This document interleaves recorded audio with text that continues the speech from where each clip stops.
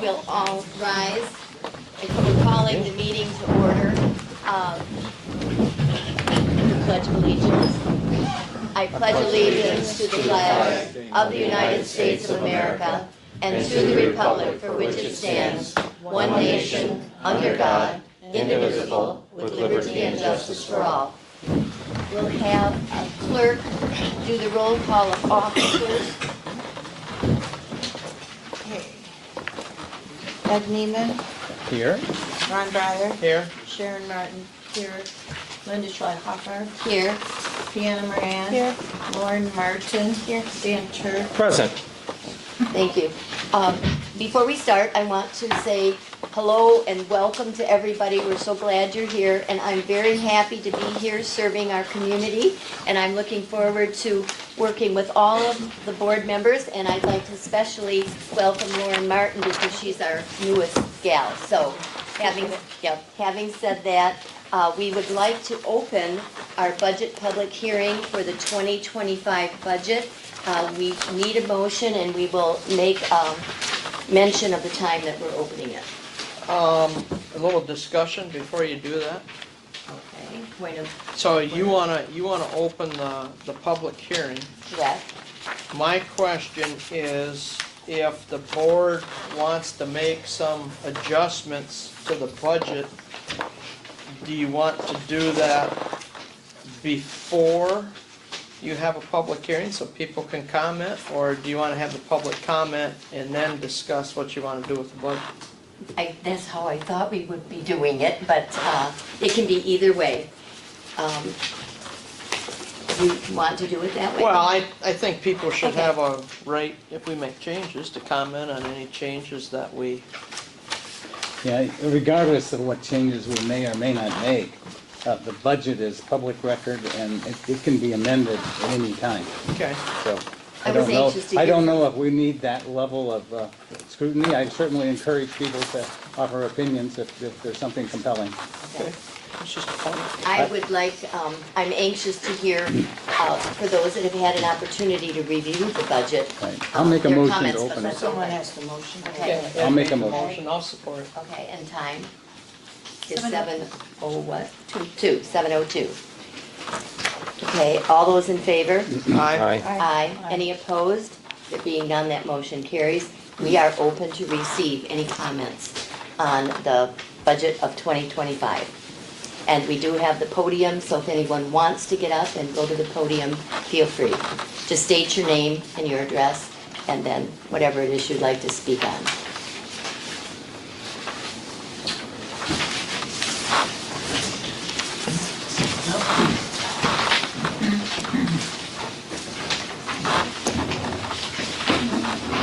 Good evening, I'm Gary Lynn. I live on St. Clair Highway, between King and Bottoms Roads here. And did have one observation about the budget, and looks like with you guys have done a good job of coming up with a balanced budget, at least on paper, for the next year, and that's good. My question, though, has to do with the sources of revenue, and it looks like the revenue for property taxes dropped around about $40,000, at least if you go look at the 2024 budget that's by the front door and compare it to what's published here. And the impression I've been given is that a lot of that's due to Edison kind of devaluing, demobilizing their facilities. And I did a little research. There's a website, dtecleanenergy.com, where they say that they're going to be converting Unit 1, whatever that might be, in 2025, and then Unit 2 is being converted in 2026, so it's from coal to gas. And then at that point in time, they'll be used as a peaking resource, which kind of implies a lower level of utility. So I guess what I'm leading up to is it seems like their property tax revenue has already dropped a bit so far going into this year. Reading the tea leaves a little bit, my suspicion is that Edison's liable to come back and look for further reductions if they haven't already. And so while I don't have a real specific comment on this budget for 2025, I think this might be a good point to at least raise a question about 2026 and what's going to happen going forward.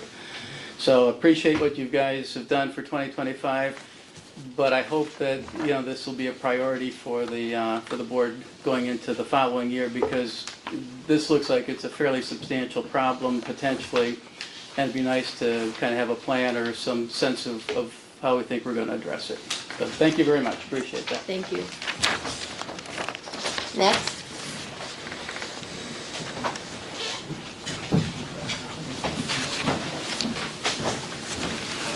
Diane Cooper, 6705 Lindsay Road.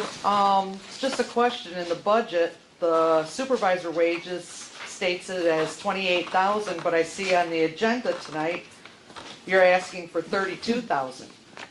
So is that gonna be a change during this open hearing?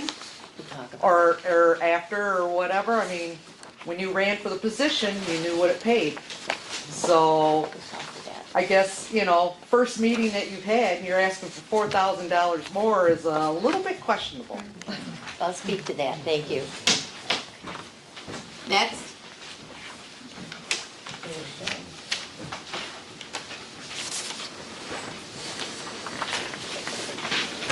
If there's not, then I too am going to speak to that issue, and I have some thoughts that I would like to go over. I'm going to do it as quickly as possible. Whenever someone is considering running for an elected position, it has always been my understanding that a person looks at the current budget to see what that position pays. In the 2024 budget, it shows the supervisor's wage at 32, the same wage as the clerk and the treasurer. In the supervisor section of the budget, there is no line item that speaks to a stipend, although the board spoke of a stipend at one of their meetings, and we'll talk about that.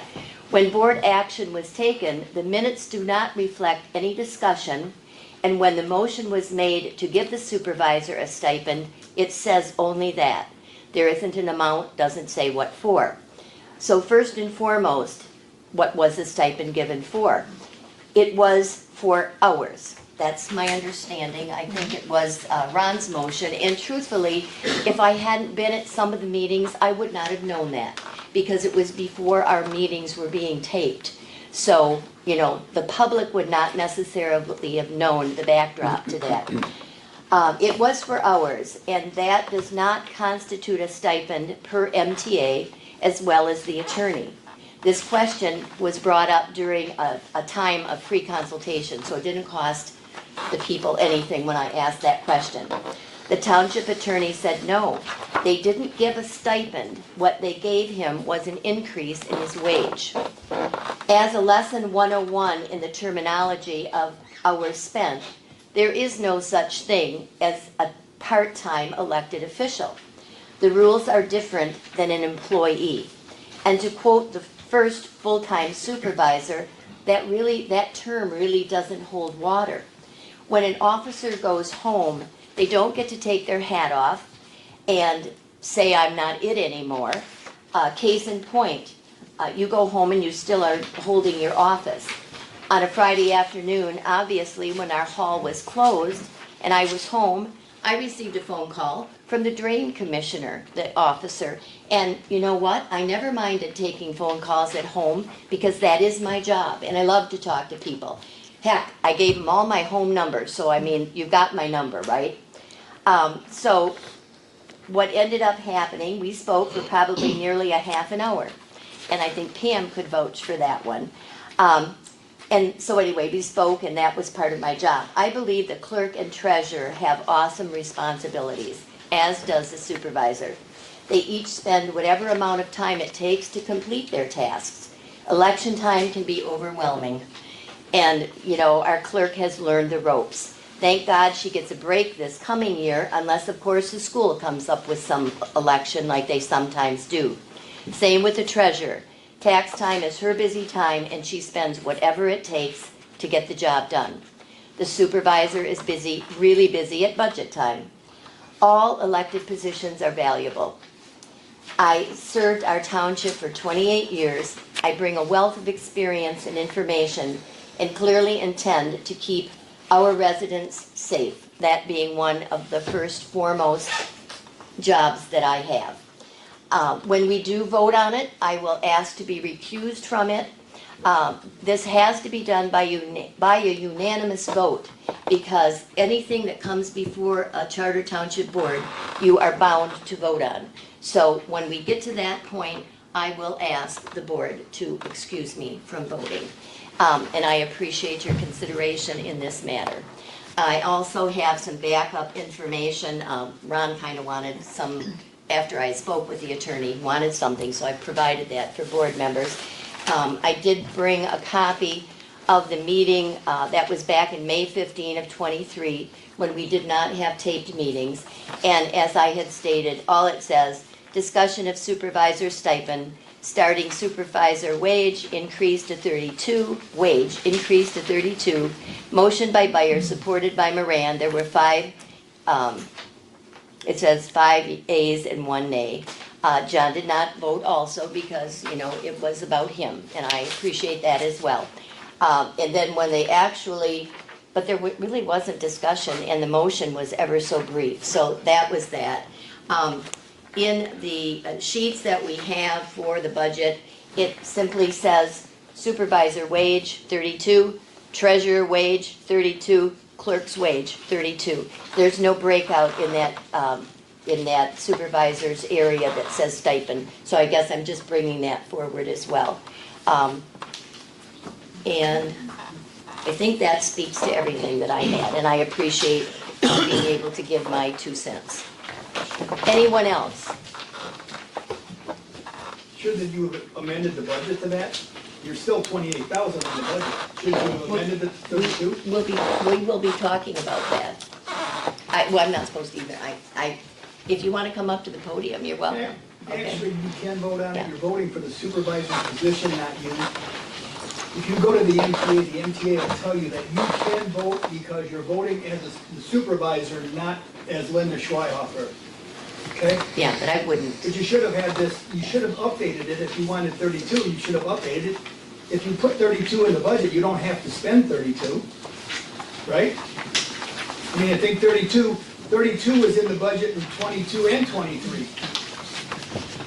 And you never spend it in 22, because it took them to 23 to give me the money that they did, so. Yeah. It was, I will, And it should have been as a stipend, because that's what it was given to me, as a stipend, not as a wage, but whatever, let the Okay. board decide what's gonna yeah, happen. well, that is exactly what was said at the budget workshop. When you go ahead and you go to vote on your budget, it will be at that point, the new board is going to decide what they want to do. So we will let that happen. Anyone else out here in the body of the audience want to speak to the budget? Okay, I'll get up. My name is Golan, John, I live in Township, and I think everybody should look at the bottom line on revenue. The bottom line on revenue said we moved $57,000 basically out of the general fund. Okay, it was in the police and fire. Ron and I worked on this budget, and that's how much we were over budget, is $57,000. We still don't have an agreement with Edison to find out what's gonna happen in the coming years. There's no agreement with them. We don't know what's gonna happen. Like Gary said, Unit 1 is gonna be changed over next year, and it's gonna be considered a peaker, and that's at 5% of capacity. Unit 2 will be, in 26, will be converted, once again, it will be a peaker at 5%. What's Edison gonna ask us for? So, that's my question, in the end, taxes are gonna go up. They're gonna have to, unless we get some more revenue in. Okay? Thank you. You're welcome. I do have one more comment to make about dues. And you will see before you, in not the distant future, voting on whether we want to still be a member of EDA. And it's coming up soon. It's, I believe, $1,775.50. We can decide as a board whether we believe there is a value to that or not. SEMCOG is another one. I believe their dues are about $1,000. And I'm not sure all of the benefits to that. I know for many, many years, we chose not to be a part of SEMCOG because we're a small community. We're not like Macomb Township, you know, we're not like the big boys. And so that would be another consideration that I would expect the board to be looking at this evening. We also were going to talk about mileage. That is another issue. I have one of the sheets in front of me. This happens to be the one from John Golan. And I believe John was the one who introduced that we should, you know, dispel with mileage for meetings and things. Other government positions, other companies, if you use your own car, you usually get mileage. If you want not to do that, oftentimes they will provide a car, and it's there for anyone in the township to drive. And I'm not suggesting that. I'm simply saying that I do believe that the mileage should be reinstated, simply because we are doing township business, and, you know, there are many meetings that are going to be demanded of not only myself, but certainly for the clerk and for the treasurer. So that's something else that we will discuss. Anyone else at the board table, or anyone else in the body? If not, then we're going to call for a motion to close the budget public hearing. I was just going to make a motion to close. Okay. Support? Moved by Ed, supported by Dan, to close the budget public hearing, and the time? 7:16. Okay. All those in favor? Aye. Are there any opposed? There being none, that motion carries. Thank you. We will now move into the body of our agenda. We have an approval of the agenda as presented. Do we have any changes that are going to be made? I have one, item number R, which we all got the email on, to send Dr. Nevin's report to the Planning Commission, approval of. Okay. And that report inadvertently got stuck in our back of our board packet as informational. So we do have that report, Yes. all of us. Right. Okay. Are there any other additions or deletions or any corrections at this point in time? If not, then I would call for a motion to accept the agenda as presented. I'll make that motion to accept the agenda as amended. Support. Okay, it's been moved and supported to amend as I'm sorry, who supported? Dan I did did. down here. Dan. Dan, yeah. All those in favor? Aye. Aye. Are there any opposed? There being none, then that motion will carry. Okay, any agenda items that the public would like to comment on? And they have a right to come up and state your name and address. Go. Did I take any spot? No? No, All right. go ahead. Pam DeMillionaire, I live at 6437 Lindsay Road. I'm addressing unfinished business, agenda item F, Lindsay Road update. It's regarding all the water that's standing in my back area as well as a couple of my neighbors. All I wanted to do was just provide you an update on actions that have been taken since the last board meeting, since we discussed it a lot at the last board meeting.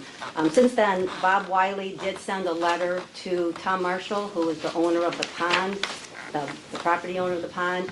It basically said, based on the changes you've made to grade to your property, you've trapped water on some of your neighbors' properties, and they are willing to work with you to try and find a remedy. Please help. A similar letter was sent to the barndominium owner 3 months ago. He's not initiated any action at all. I mentioned this last month. I've offered to help with the expenses. I've offered to pay 2/3 of the expenses. He still hasn't done anything to this date. I know we need to give Tom Marshall some time, whether it be a couple months, 3 months, whatever it is, whatever's reasonable. I'm not holding my breath on that one, thinking he's going to do anything, but I know we have to give him time. Possibly he will. If he does not, though, and the barndominium owner does not as well, which he hasn't for the past 3 months, we really still would appreciate if the township would facilitate a meeting between all of the homeowners that have been impacted by this, as well as the ones that caused this problem. I just got a verbal quote from Dave Schweihofer today, actually from the girl that works for him, so I don't have any details at all, but I was pretty shocked at what his estimate was to come out and dig ditches. If we wanted, what he first came back and just said, it's gonna be $25,000 to solve your problem.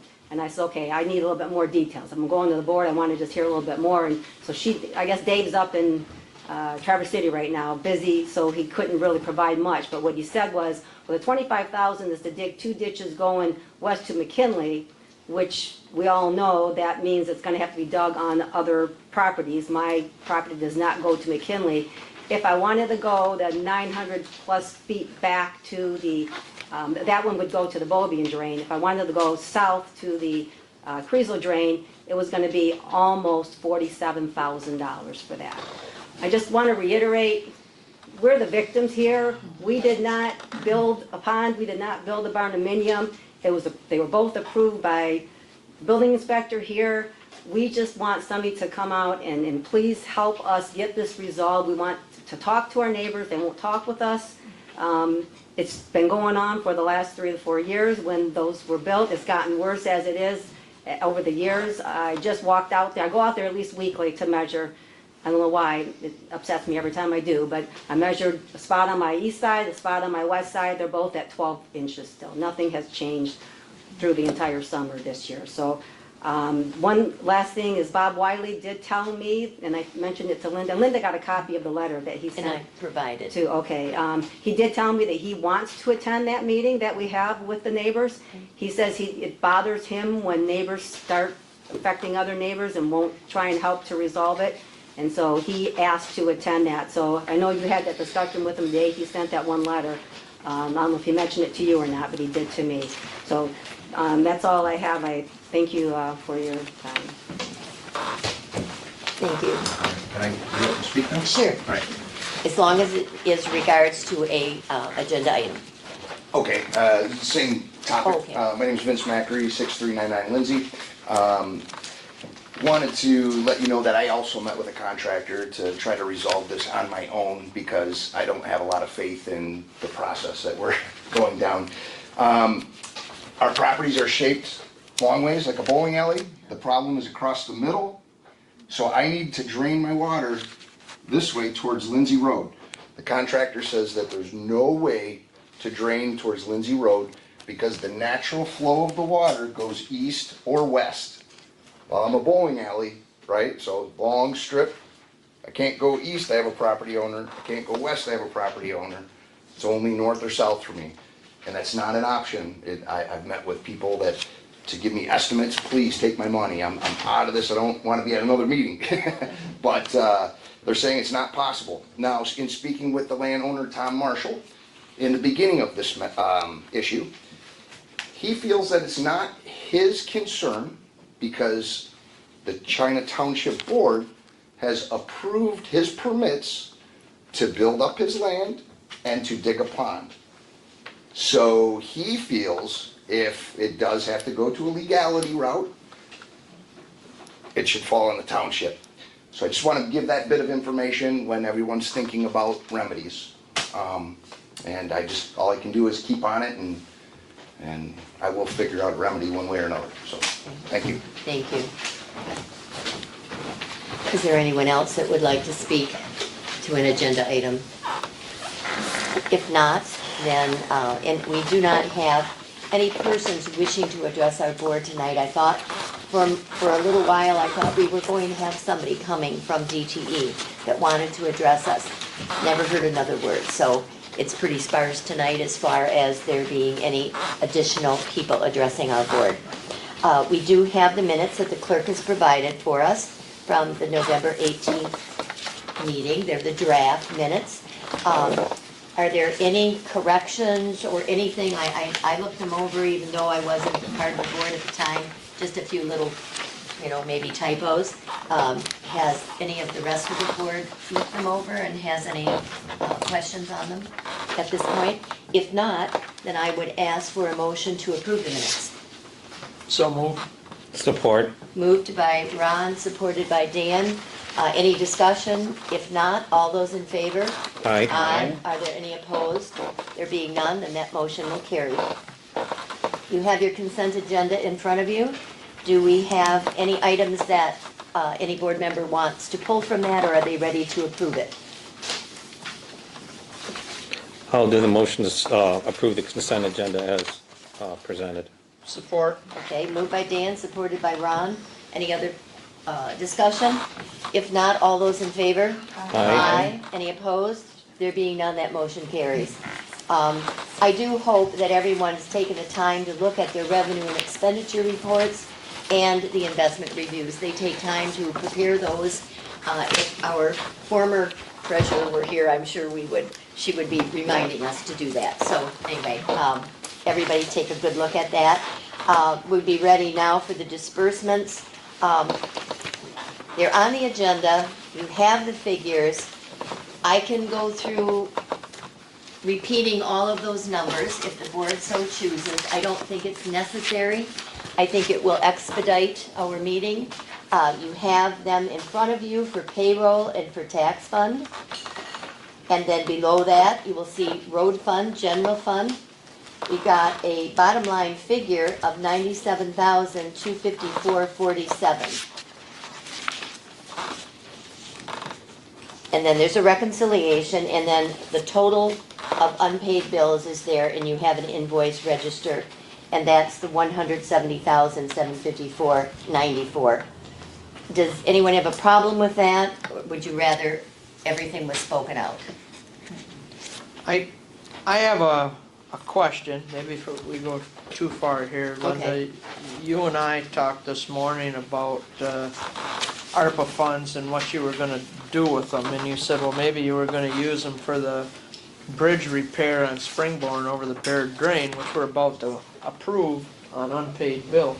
Once we approve that, that's done. I don't know if you decided something different. I did hear from Mike late today, called me at dinner time, and he wanted to let me know that there would be, he said, a bill at the end of the month or the first of the month. He said, you can do whatever. We could Okay. do it tonight. I know what we were trying to do was to allocate those funds. Right. It was $23,298 were left of the COVID funds. And as long as we allocate it to a project, we're good. You know, and Yeah. that's what, I just wanted to make sure before we approve that, if you wanted, once it's approved, then it's, yeah. So you We're wanna done. take out that 155,000 that's in the invoice register? when we approve it We doesn't put- matter, I just bring it up before we approve it. Yeah. If that's where we wanna use the rest of the ARPA money, just to clean it up and say we're done. You know, I had said, well, we've got a project into the county where they cost share on St. Clair Highway. There's a culvert that'll be done next year, as long as it's done. You know, so I just wanted to bring that up If that's before we the case, approved it. if you want to, Well, we'll start with the disbursements. I'll make the motion to pay out the disbursements payroll of $17,437.62. Tax fund, there's a type, what was that, 21,219. 219? yeah, it's 219, 412. $412.89. The road fund, $15,008.49, and the general fund for $82,245.98. Okay. So we need a motion to pay those. I think you just had it, didn't you? Yeah, I just. Oh, need- that was, okay. And then- Support. Okay, support, and then we do need a roll call on that. All right. Ed Neiman, Yes. Ron Bryant, Yes. Sharon Martin, yes. Linda Schweihofer, Yes, Deanna Moran, Yes. Lauren Martin, yes. And Dan Turke. Yes. okay. That motion carries, thank you. And then we still have the unpaids. So is that where you want to take that out? So you want to take out the $155,779.97 from that? I mean, that would clean it up right away if we did that, and then, I mean, I don't know how you wanna take care of that, we approve the agenda. I can, Or you just wanna Make vote the on that, motion. Yes, we'll do that separately then. alright. Okay, we do the math on it.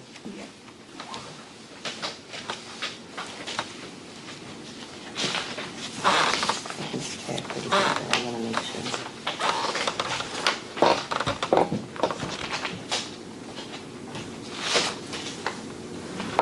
have 14,974.97. Yep. Okay, so I'll make the motion to pay the unpaid bills, not including the St. Clair County Road Commission of that $155,779.97. So the total bills we are approving to pay is $14,974.97. Okay, that's the motion. Yep. Do I have support?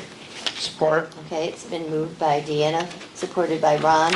We need a roll call. Okay, Dan Turke, Yes. Lauren Martin. Yes. Deanna Moran. Yes. Linda Schweihofer. Yes. Sharon Martin, yes. Ron Meyer. Yes. Ed Newman. Yes. Okay, motion carries, thank you. Then we move into new business, item A, approval of the mileage reinstatement and discussion. Well, when do you want to take care of that 155? That's not on the agenda. You want to vote on that separately? What are we doing Where with we, you want to add it? Well, it's not, we can either add it if we can. We already approved the Yes. Yeah, agenda. we approved the agenda, that's the You thing. can't roll Otherwise- backwards there. We just pulled it out, so maybe we could vote on it separately, right, Deanna? Isn't it on letter M, COVID funds, discussion on allocating remaining? Yeah, there but you you go. could do it That there. doesn't pay the full amount, that? though. No, it's Yeah, only we'll 20. do That the only full pays amount, the- it's only Yeah. COVID-related. I think we should just do it now. We'll do it separately instead of Okay. doing Are you everything, making the which will take motion? care of that. So how is the wording on this, Ron? So then I'll make a motion that we, pay, and I was looking for the exact amount of that, 155, It's on here. 779. 155,000, 779.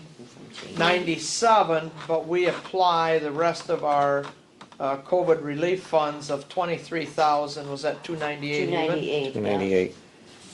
That we apply that to that amount. I'd second that. Okay, that's the motion, Ron, complete? Right, so what that's gonna do is that's, and Deanna can check my math, but that's gonna be 132,481.97 that comes out of the road fund, and 23,298 that uses the rest of the ARPA money. Okay. Is that, you have that down? Sharon? Okay. Okay, so that is the motion and it's complete. Yeah. Do we have support on that? I did support that. Okay, I'm Yeah. sorry. Ed is support, and now we need roll call for Could that. I make a statement? Yes. Again, since we have a number of people here tonight, I think you heard a couple things that's important to hear. There was a big bill in there from the road commission. We just no longer pass our road millage. We collect from taxation 1 mil, which is about, well, round numbers, $500,000. We pay in garbage pickup a huge portion of that. So with that in mind, we're gonna have to be tightening some things, and we can talk about some of that, but we have to keep in mind what are the appropriate things to tighten and what are not. There's a lot of people who aren't after simply getting more taxable income in here. That is one way to solve it. Another is to increase some taxation. Keep in mind, even though we did hear a one-liner that said the two peakers, would be a small 5% utilization. Somebody's gonna have to generate that power. We have the lifeblood for Detroit Edison. We have fuel lines running through our township. We have water. We have infrastructure that sends out power from this location. If they turn this into that magic 5% that we just heard, where is that going to come from? Are we going to build a nuclear plant someplace? Are we going to get alternative energy? We know alternative energy is not the sole answer. So I digress a little bit, but I wanted you to hear that we're going to be talking about whether or not we go back out again to get that road millage back, because that was 1 mil. That was the other 500,000 that was earmarked solely for the roads. So, that's that point. Last point made, COVID funds. Finally, we used some of the COVID monies in the right, proper place. putting sirens up and spending COVID money, that was still our tax dollars. So I'm sorry, I just had to share those. Thank you. Okay, okay. So we do have a motion, and we do have support. We do. And now we Now will we have a can. roll call on that section of the bills, okay? All right. Neiman, Yes. Fire, Yes. Martin, yes, Schweihofer. Yes. Moran, Yes. Lauren Martin, Yes. Dan Turk, Yes. Motion carries. Thank you very much. We did pay the bills. Now we can move on to item A, approval of the mileage reinstatement. Discussion. We're going to be talking in a little bit also about, the different committees that we're going to serve on. I think they got me down for 3. I'm going to be looking hot and heavy here at the rest of the board members to pick up the slack and want to be one of those committee members. And, we'll all hop in our cars and we'll all take off and we'll go do those things, which we're doing for the township, which we want to do. But I do believe we need to speak to this issue. We've always had a policy, over the years. I know that one is really probably gone lax because it's not up and it's not current, but we've always had a policy for millage, or the mileage rather. Discussion. Yes, Dan. You're right. We've always had a policy for this. And when somebody turns in a mileage report or an expense report, it goes into disbursements. We can pull it out, we can scrutinize it, we can question it. I can't possibly ask somebody to use their own personal car for use. If the clerk had to go to the county, not only counting you, I drive leased vehicles, I get charged per mile on this, So we have a system, we have checks and balances for it. I mean, the IRS gives us the tools to allow us to do this. I'm going to do the motion to approve the mileage reimbursement policy. I mean, it's only fair. And we've done it for years. I will second that for discussion. Okay, and we're ready for discussion. Discussion. Yes. And again, I don't necessarily have an issue. There was actually money in the budget for mileage yet. But the motion that was made was just going to meetings. It wasn't about no mileage. Again, the way I understood it, going for education or anything else. It was just going to meetings. So I don't know exactly how the motion is going to read, but that was the motion to not have mileage, was to not have pay for board members or mileage to meetings that they attend. I just want to say that's what the motion was last month. So in this motion, Dan, are we being specific about? Once again, when we send people to MTA, we usually include in there with mileage and hotel. Generally, if you're doing township work, you bring an expense report to the table, we can say yay or nay at that point in time at the table. I would say generally, accept the mileage reimbursement policy. Any other discussion? Ed? Yeah, I think the paying of utilization of personal vehicles is appropriate. I think that, speaking to the MTA and some of those events, those can have been costly over time. I would rather see us go after those agree. and question the utilization of much larger dollars than what reimbursement for mileage. While I don't, only once a year maybe turn some miles in for traveling to the fire authority. I don't think I did any last year, and so it's not a moneymaker. I think it's an appropriate utilization, and we shouldn't be stifling people from attending meetings.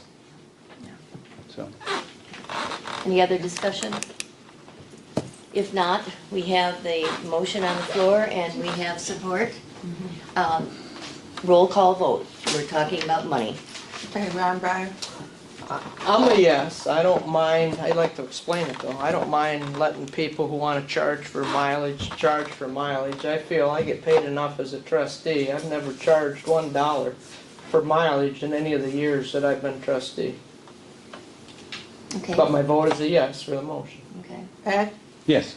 Martin, yes, Sharon Martin, Gotta Schweihofer, be Yes. careful. Moran, Yes. Lauren Martin, Yes. Dan Turk, Yes. That motion carries. Thank you. The next one, the resolution 2024-17, supervisor's wage. I will now ask, even before discussion, because I've discussed it, to ask to be recused from any vote that would take place. Do we have a motion? I will do the motion to adopt Resolution 2024-17, adoption for supervisors' wages. Okay, do we have support? I'll support that, again for discussion. Okay, discussion then. In my discussion, I mean, when John got the stipend, I was a proponent, and my argument was through the entire course of the 3 or 4 years prior to that, other officers got raises. And it was very appropriate to close to this figure. When Linda, you coming in right now and having a less of a figure, I don't think that's fair because you're not being offered a stipend. So I feel that moving the wage to $32,000, that's it, and I feel that's fair. Can I say something? I attended the meeting in the audience, and my recollection of that meeting was that John was getting stipends for extra hours being here. That is how I remember it going. Now, I don't know how it got put into the minutes or, the technicalities of it all, but I remember that his increase in wages was because he was here more hours. More hours, yes. Yes. Yes. Which I, for the record, think is acceptable. You're here more, you should be compensated for it. But, Yeah. Yeah, okay. I mean, you just started, Linda, you may work the hours, What's more? so, What are we talking? 40 hours, 80 hours? What are you talking? No, we're I don't talking. know what it is. Yeah. Well, we're part-time, but Linda stated that we're not part-time, I guess. No, you have a job to do, whether you can't call it part-time, you can't call it full-time, here's a job and here's what you get paid for. And if you, John got paid extra because we're open 4 days a week, and John was gonna come in 4 days a week and be here from 8 AM to noon, which a lot of times he was here till 2 o'clock in the afternoon. So he was here way beyond his 4 hours. He did things to help out in the office that wasn't always necessarily his supervisor's job, and that was part of that thing about extra money, because he was doing other things than just what he would normally do as supervisor. So the whole point of that, of separating the pay was, we've had supervisors, and I talked to Linda this morning about that, but you gotta go back probably into the 80s to do this. I mean, it's been a long time. Linda's was in office a long time. Who, you can never catch them at Township Hall. And that was my concern. You want to pay 32, and next supervisor comes in and says, well, I'll be here Monday morning from 8 to 10, and I'm out of here. I won't even come in and do that. Okay, now we're paying them $32,000 to do their job, but are they really doing, the complete service for the township? So that was the whole thing behind John. And again, I don't know what Linda wants to do for office hours, because the motion isn't gonna state that. And, so it could be 2 days a week, 3 hours a day, and, and if the board wants to do that, wants to pay 32, I don't have a problem. That's the board's decision. I will just say that I know us 3 officers have not sat down and kind of had a chance yet to meet to see who is doing what within the office, like for budget and things like that. So I'm not really sure if there is gonna be more or less work on, Sharon or I yet. So I didn't know if you guys wanted to table this until we can meet and work all of that out and kind of see, are you fully doing budget, or is that something that we're gonna inherit in some other job duties? So, I don't know, that would be my advice with If I may? maybe Yeah. table. Yeah. Ed, Yeah. Once upon a time, we were paying all 3 of the treasurer, clerk, and supervisor all the same wage. Right now, theoretically, that's $32,000 for the 3 of them. Just as a point of reference, we just, we're right over $4,000 for the other four of us as trustees, just as a point of reference. We are at a point where I think we need some more adversarial leadership in the position of our supervisor, and we want somebody out there defending against incoming issues that are impending on the township. Now is not a time to put the screws to that. At one time, I would have advocated that the position of the supervisor would be paid less because I recognize the larger duties in the clerk and then the secondary largest in the treasurer and then and somewhere in between there may be the supervisor. At this point, I'm advocating, because of it's on the table, that we make them equal and issues at hand. Any other discussion? Well, my concern is there's also, has been numerous discussions about clerk's wages and hours. And so if we're making these decisions based on the fact that it's not about hours and it's simply just a wage, you know, how do you navigate or dictate somebody's hours that do need to be here? You can't? Can't. I will just speak to that. I mean, I recognize the job that both the clerk and the treasurer are doing. You can't go by the number of hours that they're sitting in their desk, behind the desk here at the township, because if you do that, that really doesn't look as much. I mean, I know Deanna has another job, and, you're limited to the time that the office is open. That doesn't mean you're not here over weekends or from home. You're doing your job, you're getting it done. And the same way with the clerk. The clerk, I know you can do some of your work from home. I mean, I guess you're not being told, you're part-time, this is how many hours you're gonna work, or you're full-time and you're not working the hours. I want to have everyone rest assured. I mean, I'm not coming in and running out the door. There is a lot, and I have been here 4 days. I've been here every morning. I mean, I'm trying to catch up and catch my breath.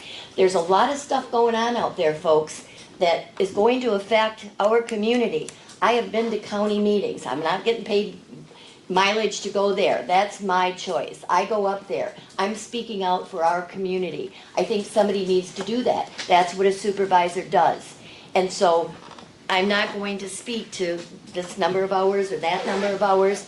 Get the job done and do your job and represent your community. And I guess that's all I have to say about that.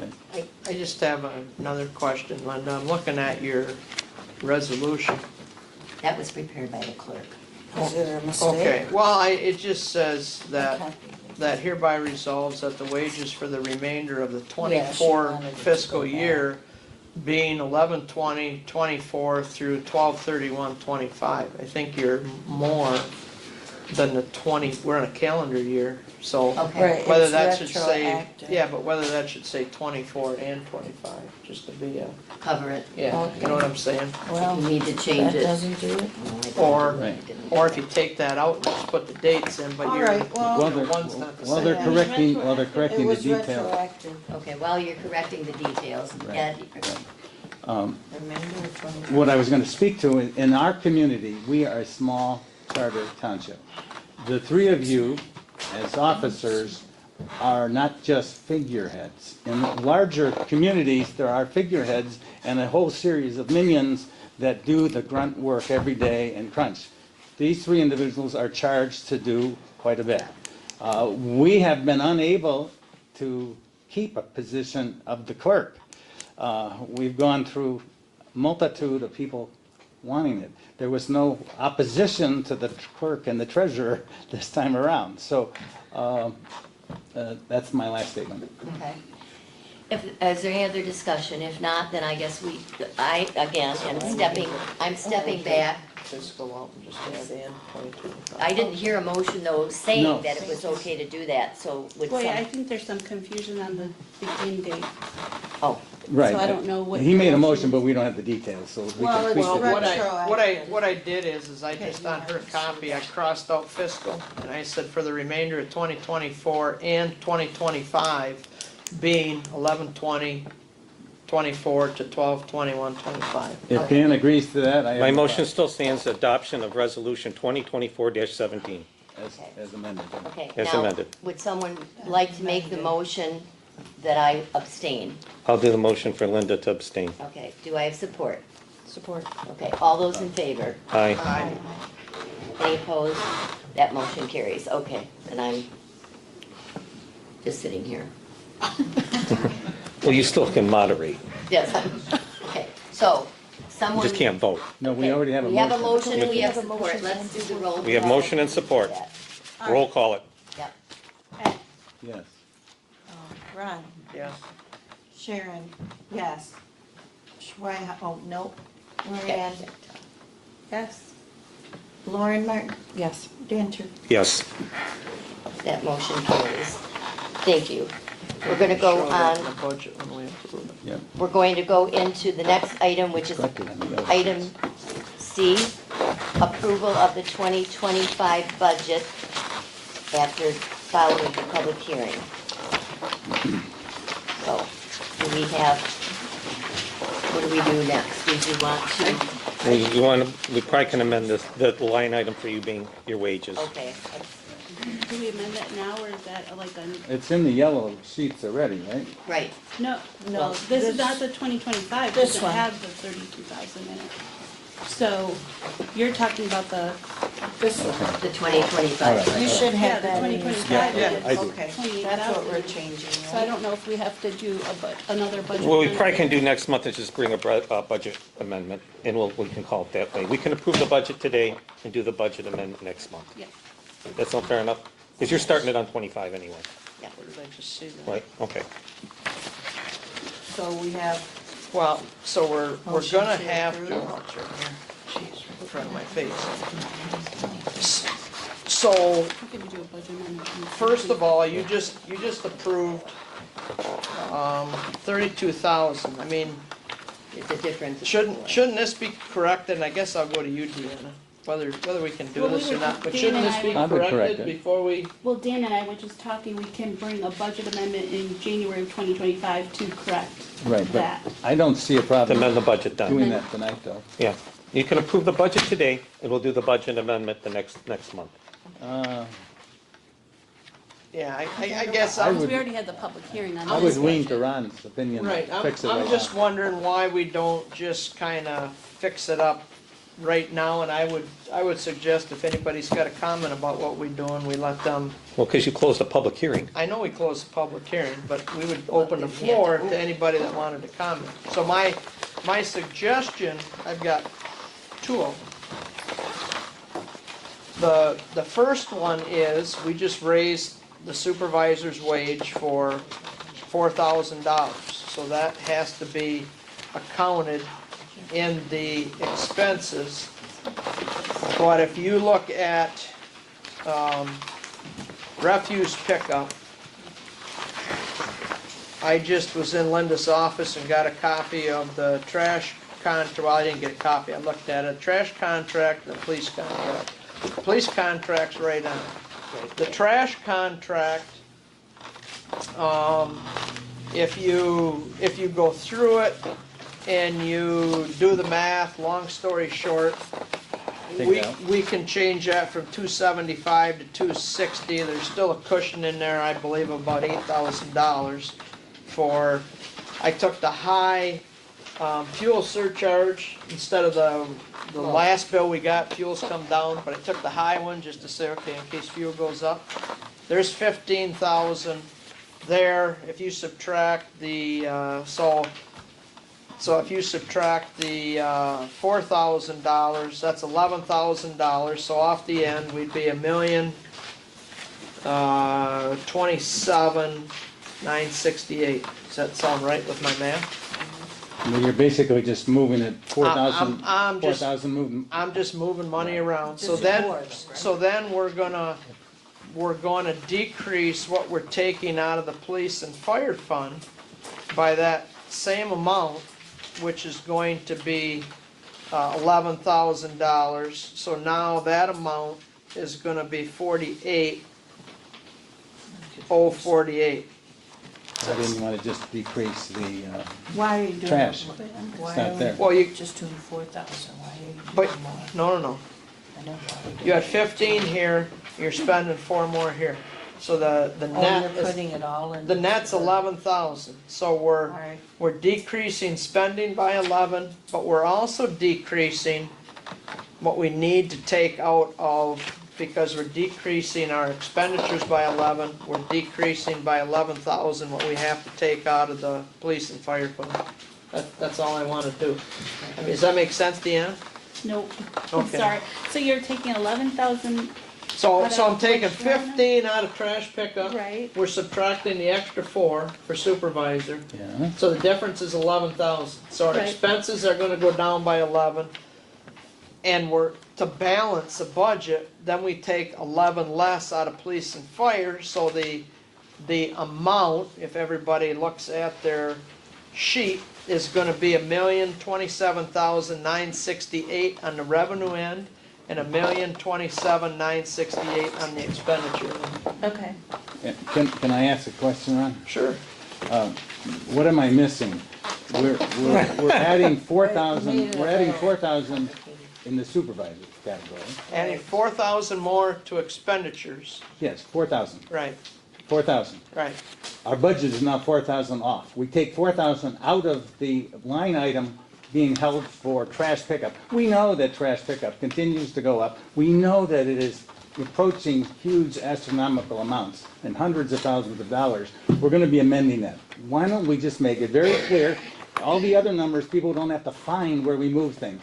Budget is I don't- just this, a budget is only intended to give us a guideline of how things are going, and we have to modify it. Okay, my answer to that is, we were pulling out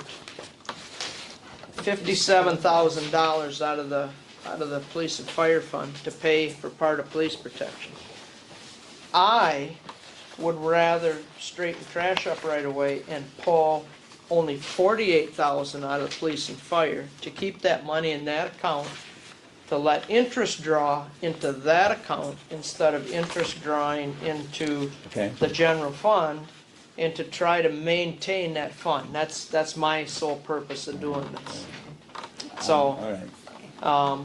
That's a secondary item, though, that's kind of confused it. it is, but I guess. Another step. Right, we could have discussed this earlier and could have agreed with you on that. Right, but to me, it is, and I guess because, and again, I understand what you're saying, but because we are technically spending more than we're taking in, I would rather do it that way. If the board wants to do something different, I'm okay with But that. the other point is, I think, again, correct me where I'm wrong, is that the monies that are in the line item for the budget amount does not mean that we've taken that money out of the bank earning capabilities.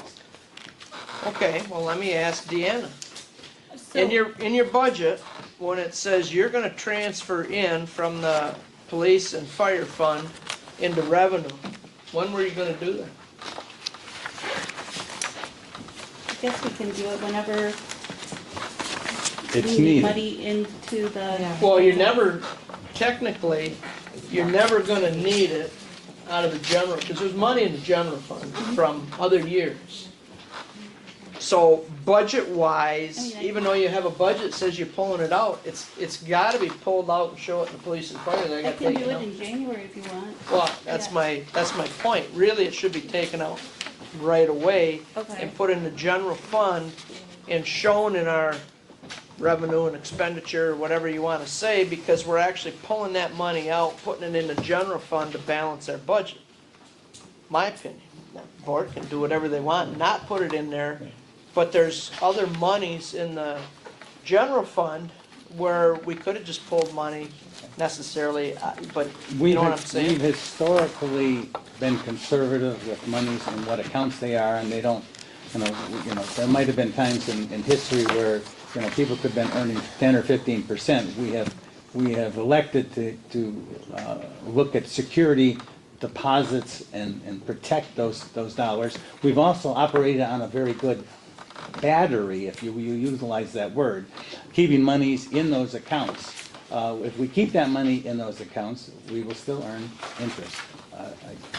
I'm still struggling with your argument of where it's got to be pulled out of an Well, I earning guess- capability. I guess I'm just looking at a at a bigger picture. We're no longer putting money in the fire fund. The fire fund, in how many years? At one time, the board said within 10 years, I don't think it would be 10 years, but within probably 12 years, or 13 years, depending on how interest rates stay up, is no longer going to exist.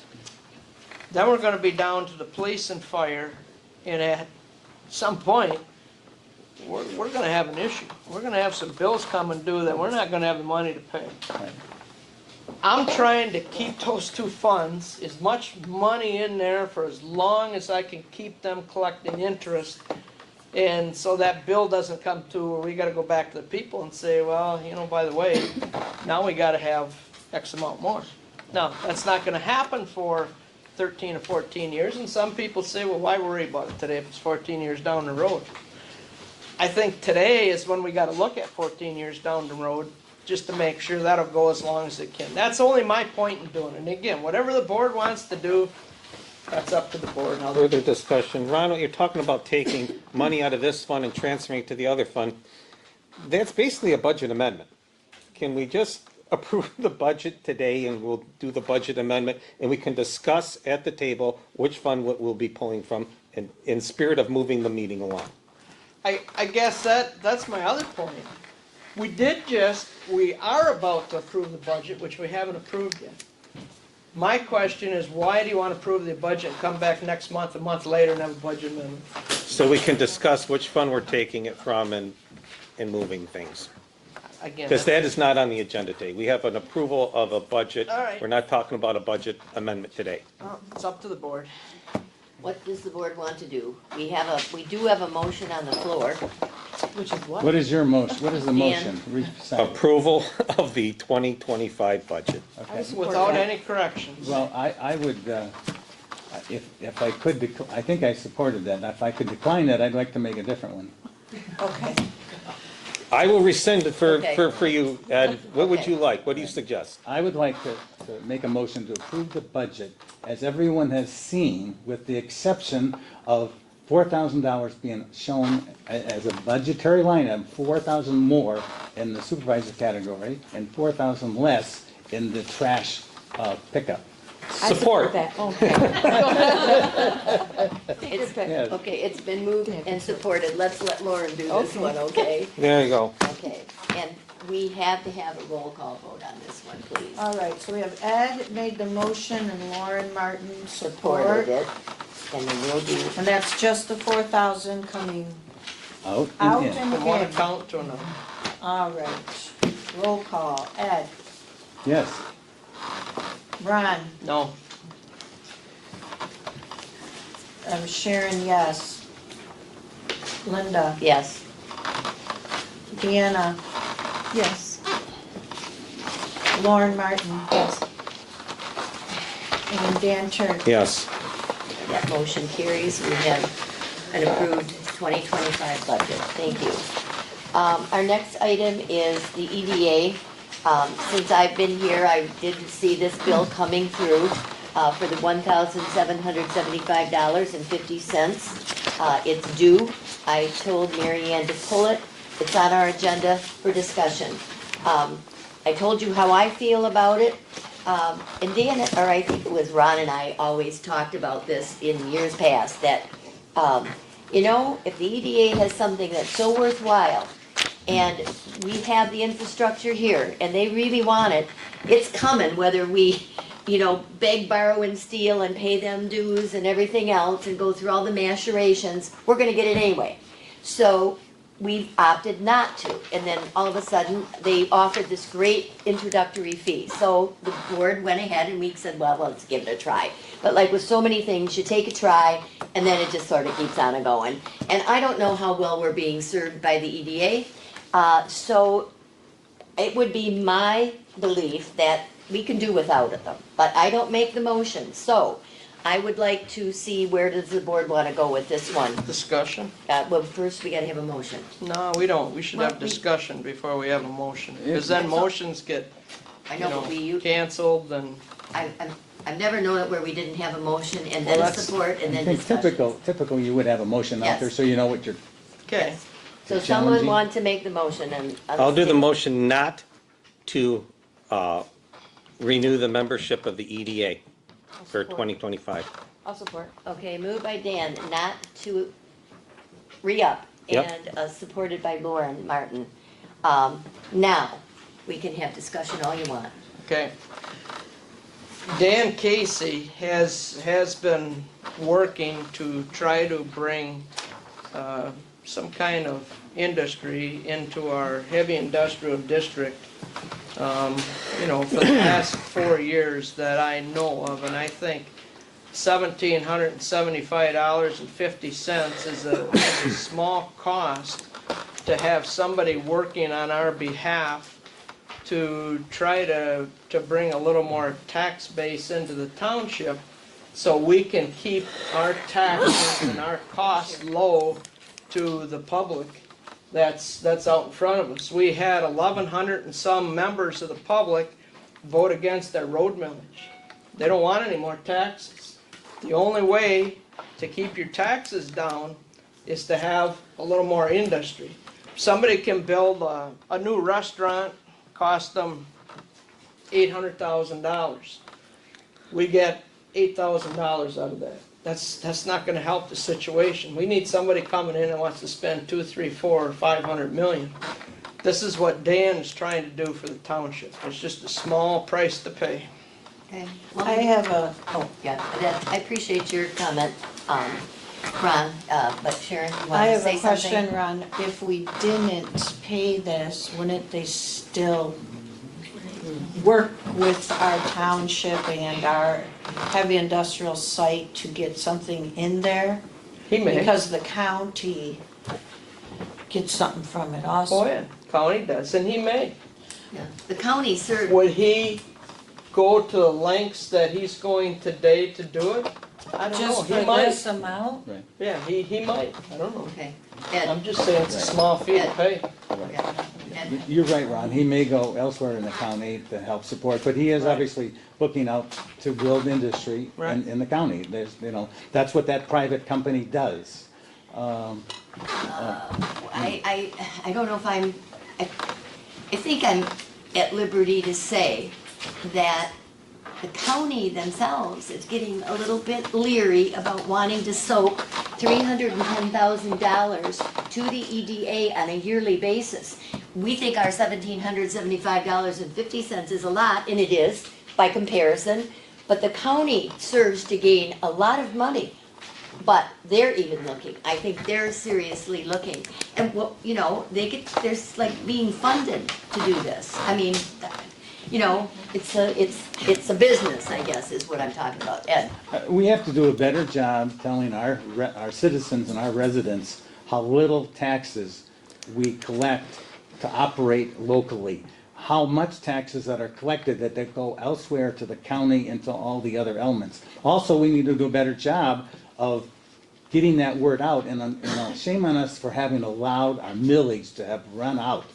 Exactly. Had our millage not ran out, that was an easy renewal every year, and people thought that was a brand-new millage, and it never was, and it couldn't be written, it had to be written as a new millage, and so people, after accepting all other taxes, didn't keep that in. It's a quick way to find, if we're looking for money, there's $500,000 that we're gonna have to cut back on road work. I don't remember anybody else going in John's office and saying, hey, when is the road millage up? I didn't blame John. No. But No, I no, went no. into his office and I said, John, when's the road millage up? And that's when we looked and said, oops. Yeah. We missed it. I don't think anybody's faulting anybody where it's slipping through the cracks. It can happen. Nobody ever did. But what I found very disconcerting was that first newsletter that went out in December to the people that said, we've got a cushion here in our road fund, and, we're gonna give you a little Christmas present this year, and we're gonna, let it slide. Now, wait a minute. The truth of the matter is, it was a boo-boo. Say what it was. You don't make a silk purse out of a sow's ear, and I think if we had been straight with people up front we wouldn't be in this situation because people knew how worthy and worthwhile it was. And that's what I have to say about that. I was very disappointed. I gotta reel you back in, we're talking about the EDA. Okay. Okay, Okay, thank you. Thank you, bet. Thank you. The EDA, they're not only wanting to put industrial things in our heavy industrial areas. They want to put it in our residential areas, our agricultural areas, our backyards, next to Crossroads Church and children's playgrounds. October 1st, Dan Casey came to this township hall at 9:30 in the morning and had a meeting with 3 or 4 board members and didn't include all the board members. Then lands himself a meeting in the planning commission.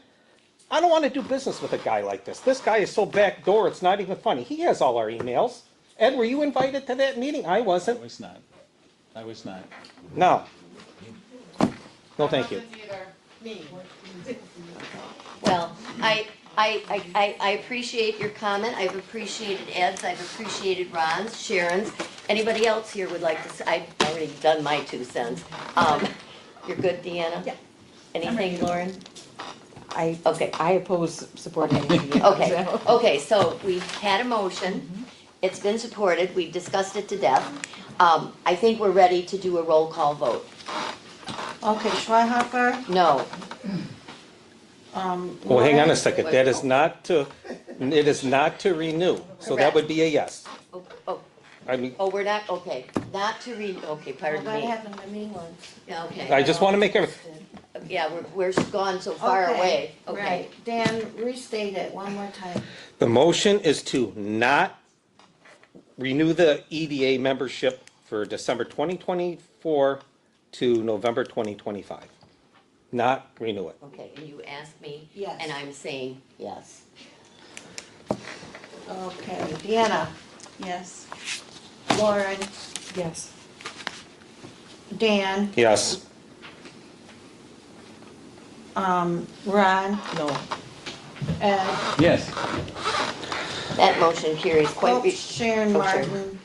I'll say yes. I gave him a year to do something. okay. That is a resounding yes. Okay, thank you very much. We don't have to pay that bill. You could save 1775, Ron. Look at that. Yeah, okay.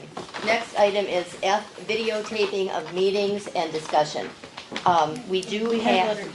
Letter E. Skip E? Yeah. Okay, oh my gosh.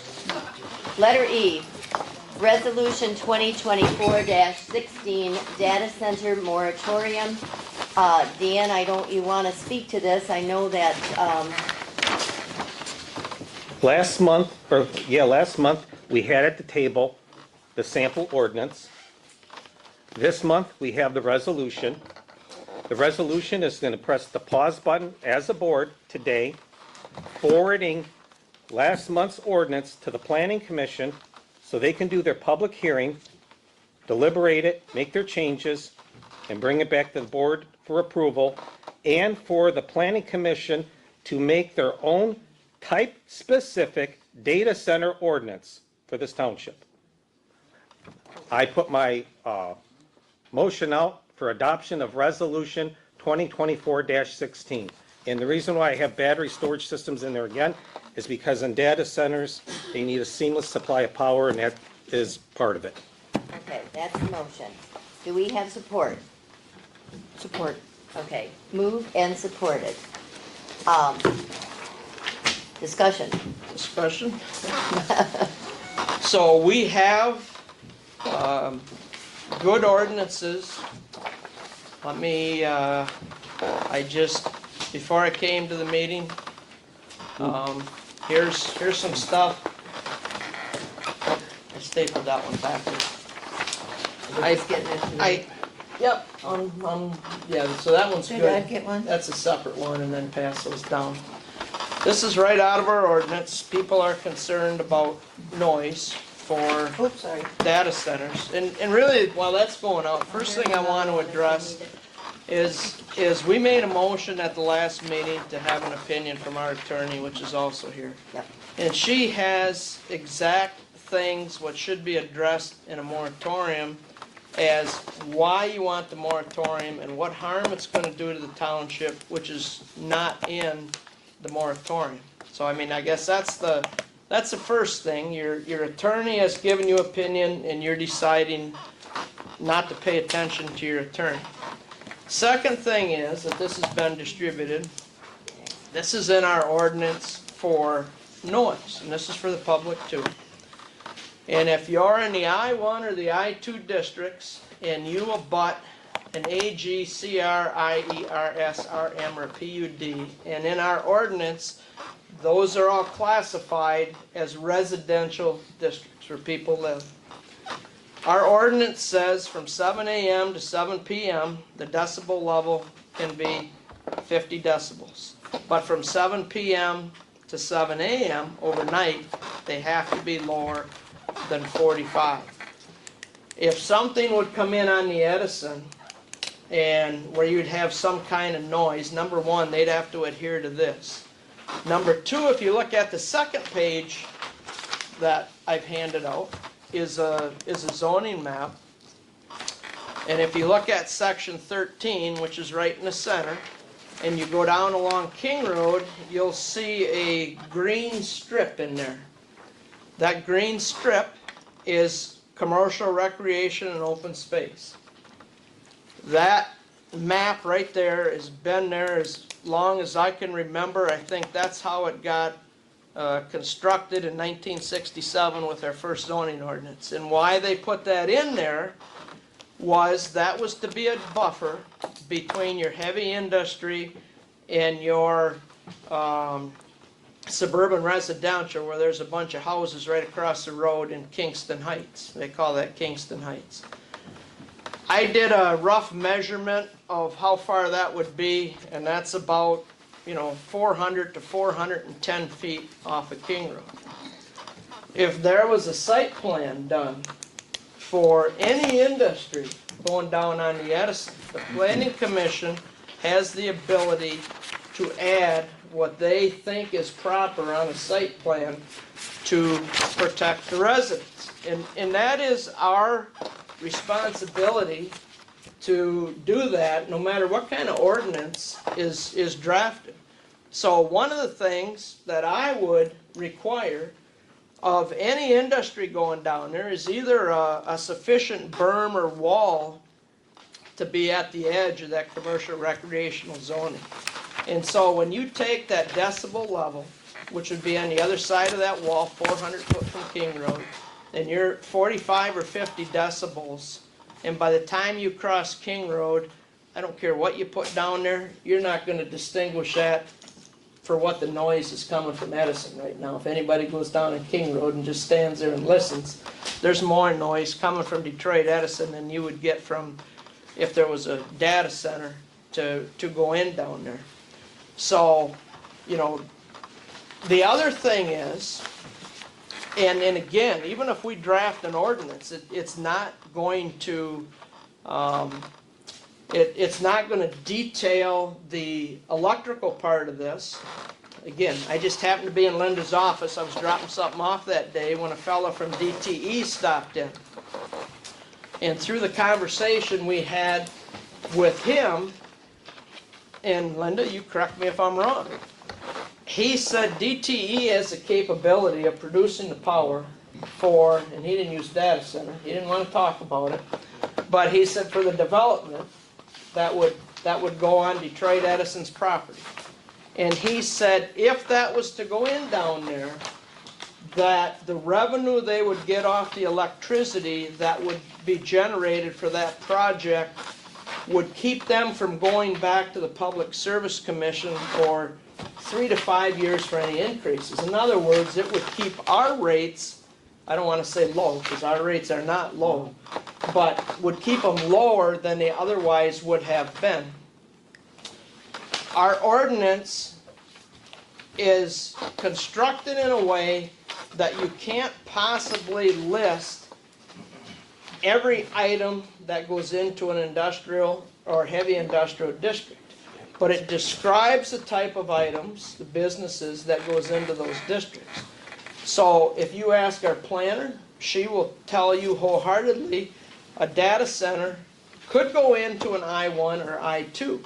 If the board would like to change the ordinance that have it a permitted use in I-2, the planning commission could do that, but that's the exact district. We're talking about that the rumor is that there's something wants to go in down there. So my point to all this is, we have a good ordinance for what's going in there. If the board wishes to make that so it can only go in there, the way ordinances are constructed, you're not gonna have just a separate ordinance for a data center. It's gonna be described in part, either in your I-1, and all I-1 uses are allowed in I-2, or it will be described as only a permitted use in the I-2 district. And putting a moratorium on this is a good way to get the township sued. And Detroit Edison, who we hope continues to construct their business and do what they need in China Township to maintain our tax base, I don't think this is a good communication with them from the board. Is they've had this land zone heavy industry since 1967, and to say, whoop, we're gonna put a hold on it for a year, so you guys just hang on whatever you wanna do till we get ready to do something. I don't think that's a good way to approach Detroit Edison. Further discussion? Yes. Ron, it's no surprise that Chris Anderson doesn't like a moratorium. She didn't like the solar moratorium, and we went right along with that. Number two, your answer to the reason why, you'll find in item R when we get further down to that, which is Dr. Nevin's report, which was shared on December 5th County Commission meeting. So there are some serious health concerns with data centers, and we're trying to cover that. Okay, well, let me address that. That's in the back of your packet, and if you have read his letter, what he says after he gets into my, and I don't know if the audience has read it, but his professional opinion, blah, blah, blah, he said they constitute a potential health risk. He does not say, oh my God, data centers and solar, they're bad for you. He said they constitute a potential health risk. So he has to see first, okay, how loud is the noise? Is there glare? Are there things there that could happen that is a potential health risk? And then he will give you an opinion. He does not say there is a health risk. He says there is a potential health risk. And if it's done properly, he would look at it and say, no, if the noise is down, and again, if people aren't aware of what's going on in Fort Gratiot, there's a lot of upset people up in Fort Gratiot because there's a solar going in and the township board entered into a consent judgment and a lawsuit.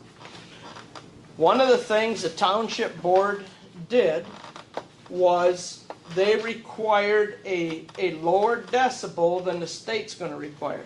The state requires a decibel of 55 decibels at the nearest point on the non-participating house. Well, that's pretty darn loud yet. They lowered that to 45 decibels. And we are drafting an ordinance, and we're not saying 45 at the house, we're saying 45 at the property line. So hopefully by the time you get to the house, it's even a little bit less. And there's ways they can do that, but that's another subject. So getting back to the moratorium, I don't think, again, if you want the ordinance changed to say data centers should be allowed in the I-2, where this is rumored to go in the first place, so this isn't going to change anything. If the board makes a motion, the planning commission can do that. We can have it done, public hearing in January, and we can have it back on this table in February, if that's what you want. But to sit and say, hey, we're just going to do a blanket moratorium, I don't think you're sending the right message to Detroit Edison. And you don't need to do it because we have a good ordinance, and we have a good ordinance for sound. And if you don't think that ordinance can be enforced, how are we going to enforce whatever you want us to do in the ordinance? It's all going to be Ron, the same. with all the people that came to these meetings, I think it speaks volumes. The people don't want this. Can you not see that? Okay, well, let me I mean, address, let me address that. You're saying that there's a possible risk. They're not willing to take that risk, Okay, Ron. let me address that. we've had this conversation before over on King Road. And I told you at the time, there's nothing gonna happen on King Road because the board has to approve whatever goes on. And you said, oh, they're gonna sue and get whatever they want. If you would do some research, and I've done that research, and I asked you at the time, show me a court case with what you said. And you said, well, I don't look at that, I only read newspapers. I can show you court cases where people have sued townships and won because townships said, we do not want this use in our township and we're not gonna have an ordinance for it. You have to have an ordinance for everything that somebody wants to put into your community. Including And- data centers. And that is what your I-2 district is for, is to push those things that you don't want in any other. I'll give you an example. Let's say somebody wants to build a X-rated theater and wants to build it out on Fredmore Highway in a B2 district, right next to the car dealership. You can't do it. Our ordinance says if you want to do something like that, it's got to be in a heavy industrial district. We're trying to protect the residential neighborhoods.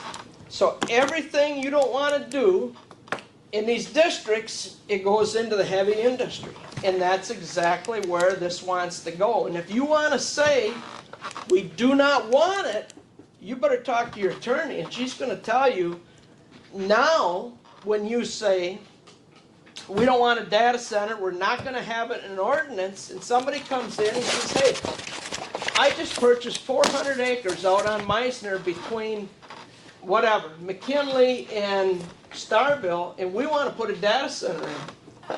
You're going to lose in court, and they're going to put it out there. We don't want that. If they're going to put it someplace, we want it in a heavy industrial district. Ed, you have your hand I up. was just gonna say, the last statement you said, if we want it, we aren't trying to legislate what we want. We are saying, this moratorium discussion was creating a path of least resistance or greater resistance. My point is, we recognize from a legal standpoint, there are a lot of things you can do to minimize problems. And one of those minimizing problems suggests that you have a well-established ordinance, and you're implying that what we've got is very well-established. But you're Absolutely. saying that as a member on the planning commission for many years. You're implying that we have the best darn ordinance out there to protect us. What we are really saying is, maybe we ought, and the attorney made some statement that it shouldn't be necessarily a full year, but maybe it ought to be looked at 6 months at a time. Maybe a 6-month moratorium while we evaluate, while we challenge the planning commission and our folks to look at it a little better and a little deeper. I agree with you that there are a lot of, if it has to come, that's probably the best place for it. But I think what we have seen happen in other communities where they've not put any bit of slowing up this moving train. And you've also said it in your statement, a consent judgment can take it out of all of our hands. All the judge has to say is, hey, you Mr. Developer, you got it right, boom, it's going in. Absolutely. So you don't get any, it doesn't matter whether we got a moratorium or not. But if we put a moratorium out there with the caveat that we're not trying to keep you out, we're trying to make sure when you come in that you're right. Okay, let me ask this then. If that's what you want, what are you looking for from the planning commission and changes to the ordinance? I don't think they have the ability, Who doesn't have the ability? the planning commission, They don't have the ability to what? to modify the ordinance. We do. I think we may have to look outside to a professional consultant, a planner. They're gonna ask you as the board, okay, you'd like to change this, what do you want? That's what I'm asking you. And if I you say, think- well, I think a I good- don't know, we just wanna I stop it. think a good planner will point out the same things you're talking about, and they may fall in love with what we have. They may say, this this is the best thing going, right here. You've done a beautiful job, and I wouldn't change a thing. But I don't think they're being paid, I suspect they're gonna tweak it a little bit, and, So you wanna hire, we just approved a budget where Yeah. we're over on our expenditures $50,000. You wanna hire an outside planner to, and that's what this is about, an outside planner to draft a ordinance as far as data centers? Is that what the board wants to do? we haven't made that statement, but that could very well be Well, the I statement. ask you, you wanna change the ordinance as is, it's okay. I ask, how would you like it changed? And we all said, we're not experts. That's up to Well, the planner. That's what's being forwarded to the okay. planning commission. So, Can I- so, so, hang on, so you want to bring in an outside planner who will give you their opinion, spend who knows how much, and then you're gonna read it and say, yeah, I like it, no, I don't like it. And if you don't like it, say, no, I don't like it, do something different, without saying, here's what we think should be in here. And again, I have been on the planning commission, that's why I look at it the way I do. Okay, you know, everybody's making good points here, and Ron, yep, you're on the planning commission, and I expect to hear this from you. We have Lauren over here who really would like to say something, and I guess we'll give her a chance. So Lauren? Well, while I understand the attorney did not recommend a moratorium, and I understand why she did not, I feel that a moratorium at this moment is the only protection our township has to take any sort of pause and get our ducks in a row. I know that you say you can have it back by February, but nothing moves fast in government. I mean, that's just, I mean, and so, to me, having a moratorium, while it may open us up for getting sued, that is why we pay for attorneys, and hopefully Chris is really good. But it is not responsible of us to not pause and really discuss and think about what we want as a township, as a board, on the planning commission, as this board here. I mean, I think it's irresponsible to not pause. I think this is what the moratorium is trying to do for us, to give us a pause. You know what, we open ourselves up, we did it before when we, did the other moratorium, we didn't get sued. We like the Detroit Edison, we've worked with the Detroit Edison before, I don't think we're gonna get sued. My idea is that because of what's afoot up at the county, and trust me, it's still a big deal, Ron, this business about the health issue. We're not saying that we're gonna maybe absolutely stop it, but if we put a pause on it and we get to say something about it, and then the health component comes into it, don't think that this isn't going to have some effect on the county board of commissioners. They have to look at it long and hard, and we may very well get something very good countywide. There were many of us that asked, get busy, help us. You have more money, you have more clout than individual little townships. Help us. That's what we need, and they're going to have to look at it long and hard. So I believe the pause helps us get to that, give them just enough time to get their act together, and I think we're gonna be fine. Again, so you are waiting for them to draft? I don't understand what you mean, waiting for them. The county will take some kind of action. I mean, draft an ordinance? They were tasked to look at an ordinance as well as something that would be blanketed for the whole county. Because the county, again, has no authority as far as ordinances in China Township. They can draft something and the township can look at it and see Would what help. they think about Would it. help. But they have no authority as far as making us do anything. Correct. And I guess that's all I'm asking from the board. Everybody says, well, we want to take a pause. Okay, but nobody says, well, here's the changes I think should be done to an ordinance. So you just want to send it to the planning commission, they're going to send it back to you, and you're going to say, well, we don't like this. You have to, if you don't like what the planning commission has done in the past, then give them direction, what you would like them to do. That's all I'm asking. Okay. Yeah, I think you may be agreeing with us that we need to seek some greater expertise in this process. Your statement about the health department director of St. Clair County, he did not, you're actually right. He did, in your words, he did not say that there is a hazard, but he said there's a potential of a hazard. Correct. He said that many times, and we know playing on railroad tracks is a potential hazard. Well, I don't want to be, our township to be the guinea pigs.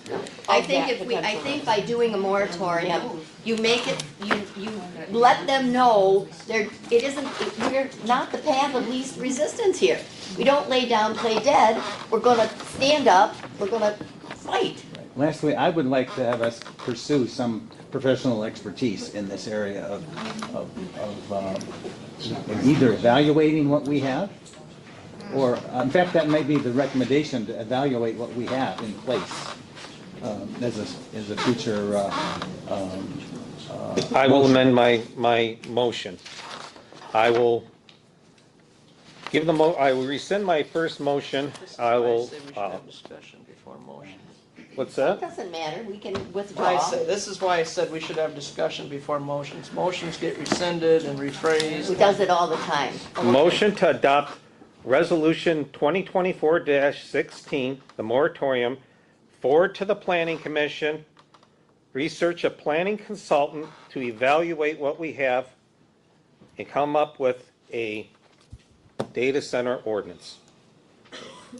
So you don't want the current planner that we have.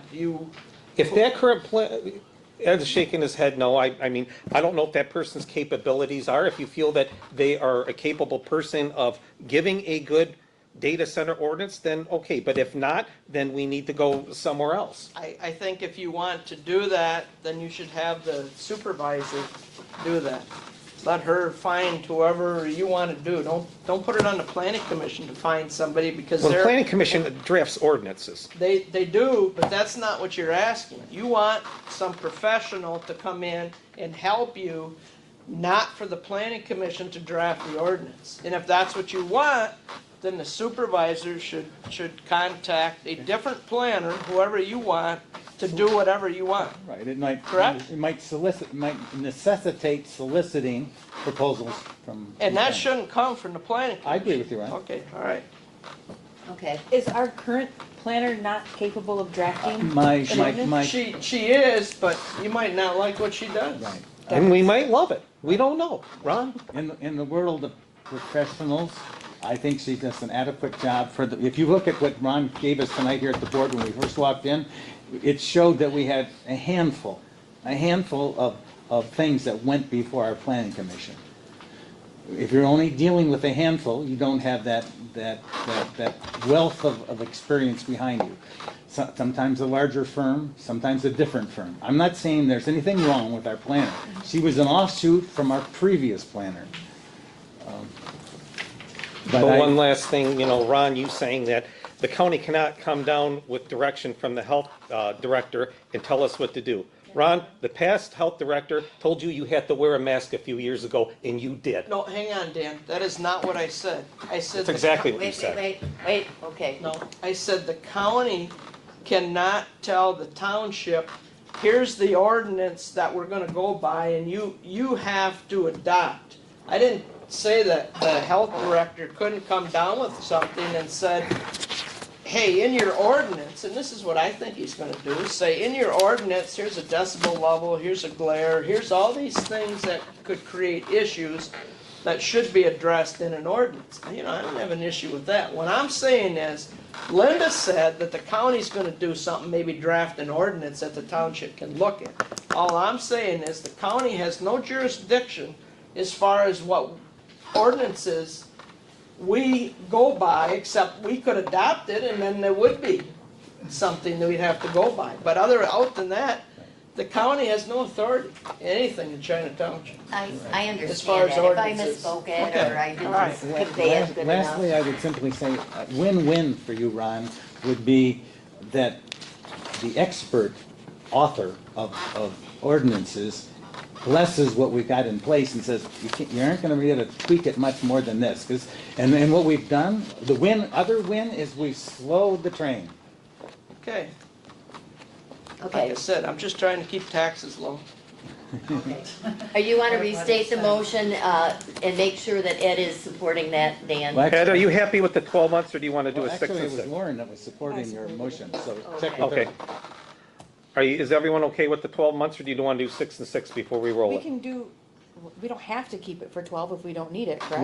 Well, if we do the 6 month, we would be following a little bit of what our attorney is saying. All right, then I'll do 6 months, we'll amend that. My motion rescinded the second time is to adopt Resolution 2024-16, doing a pause on data centers and battery storage systems in China Township, forwarding last month's ordinance to the Planning Commission and planner for evaluation, and to come up with a type-specific data center ordinance. And are you still supporting that? I will support that. Okay, it's still supported by Lauren Martin. Lauren Martin. Okay, so we've had discussion. Now, let's do the roll call. Is this for 6 months, Dan? Yes.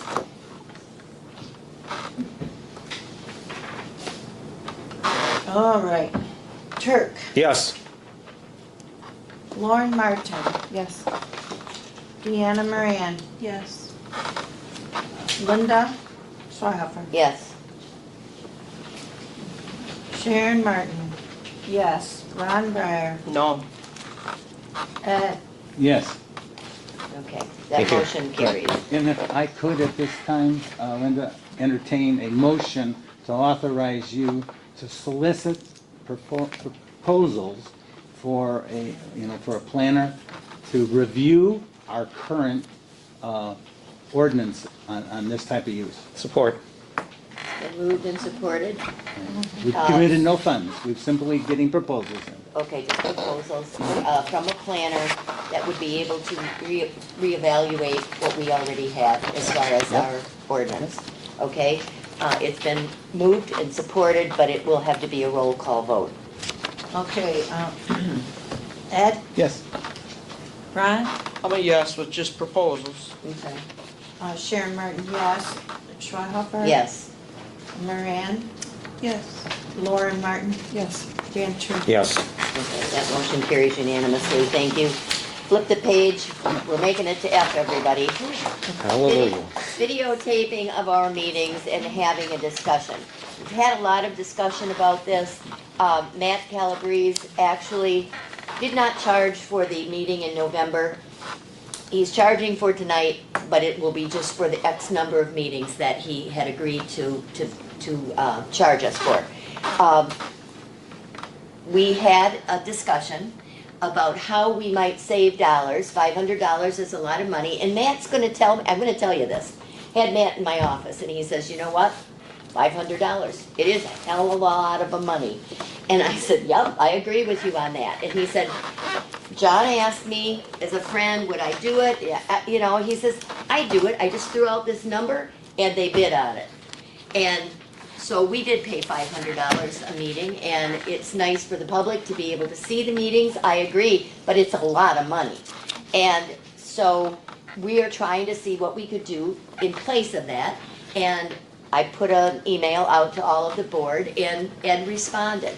And so I put it down in front of you, could we keep it in-house? Maybe we're gonna work with a volunteer, Libby was maybe gonna help us out, but that kind of can come and go. Everybody has a life to live, so we can't always count on that person. What does the board want to do? We also know that if we did do it in-house, I know Brandy said, well, we probably could do that, and I don't know what it all entails, but do we want to have somebody still professionally edit it and look at it? Is it necessary? Ed, help me, because I'm not real proficient on this. It seems as though even if we were just taping it with a camera, using a camera to do it, I don't know if it goes on, if you can automatically put that to YouTube. I don't know how that works. I really don't. I don't know if the audio. If the audio would be good Matt enough. will do it for 150. He will edit it. He would edit it and get it out there and do it. Now, the other question is, you know, we don't own the cameras, we could own the cameras. That was a possibility in the beginning, I wasn't here, but it's my understanding that, you know, we could have bought the cameras outright and had them and, you know, Matt and I talked a little bit also, he said 1,300 to own the camera and these little our speakers. speakers or microphones, and then he would teach someone to go up there and press the button to start, press the button to stop. He would take it, upload it for $150 a month to YouTube like we've been, and then I would get it on the website like I have been. So then we would own the equipment. He would teach some, because he doesn't have time to sit here and come back in 4 hours. Hopefully not. So what does the 150 include? He would splice it, fix it up. Right, but Sometimes does that mean we would upload be it. renting his equipment with that? No, we would own We'd still have that and these for purchase. 1,300. And then it would be 150 above and beyond the 1,300. Because he's been, Every month. he's a professional, he knows how to do it. It looks nice when he does it, helps me with minutes, I love it. So that is an option. So he won't let us use those cameras? We have Oh, I don't know. I think he realizes. It was kind of like a buy and he'll upload it for 150 a month. That's how I understood it. Ed. Our meetings were never this long until we got cameras, but I don't. I'm trying, I don't I'm trying. suggest that that's the cause and effect. And while I don't know, I would honestly say that I was not necessarily a gung-ho guy for cameras and the cost of cameras. I'm trying to recognize the importance of getting that information out there.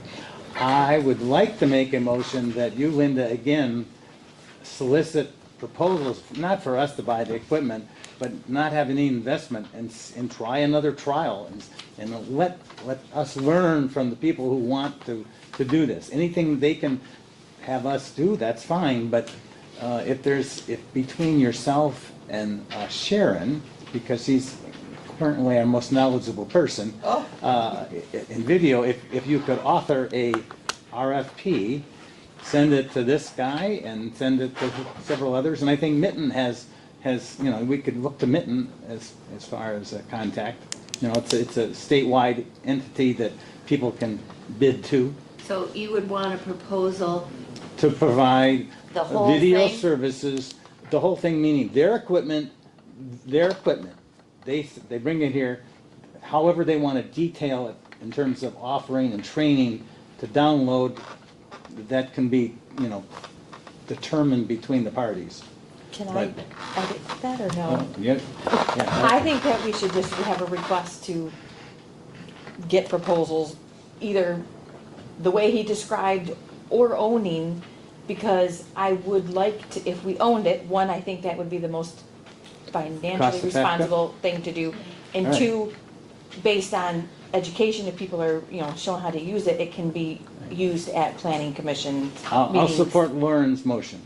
Oh, Lauren, you have to. Lauren, you'll have If I can Restate do that, one? please. Oh, my goodness so gracious. that wasn't you, Well, I was starting, but Okay. I okay.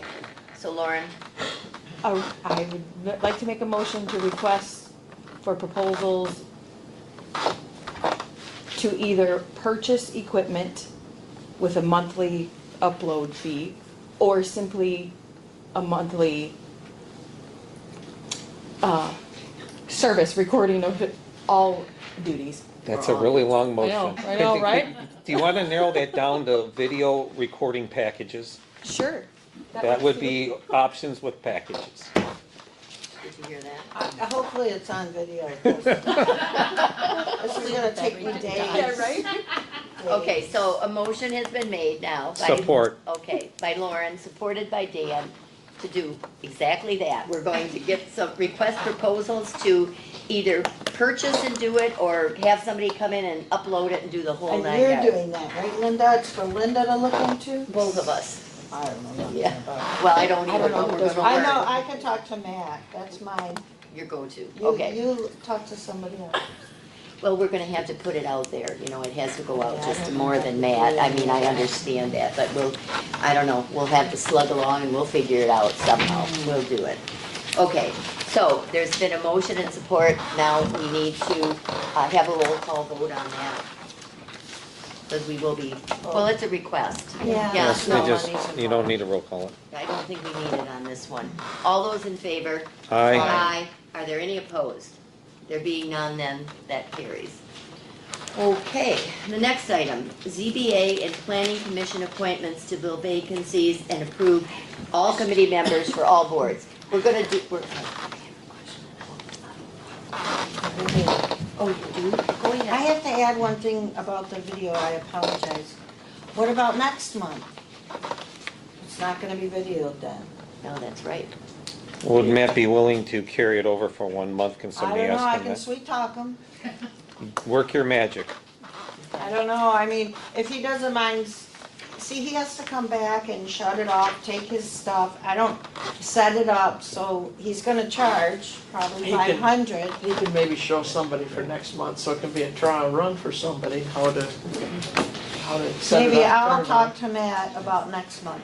There you go. And if he tells it it's limited to a 3-hour tape, we're okay with that. Yeah, this is sad, I am very sorry, we're doing our best here. All right, This is go a ahead, long- Linda. Okay. I had to ask. Okay, we have the ZBA Planning Commission appointments, filling all these. I have a sheet in front of you, as do you. Under Planning Commission, we have a vacancy. We are very sorry, we lost a member. She's no longer with us, she passed, and we need to fill that appointment.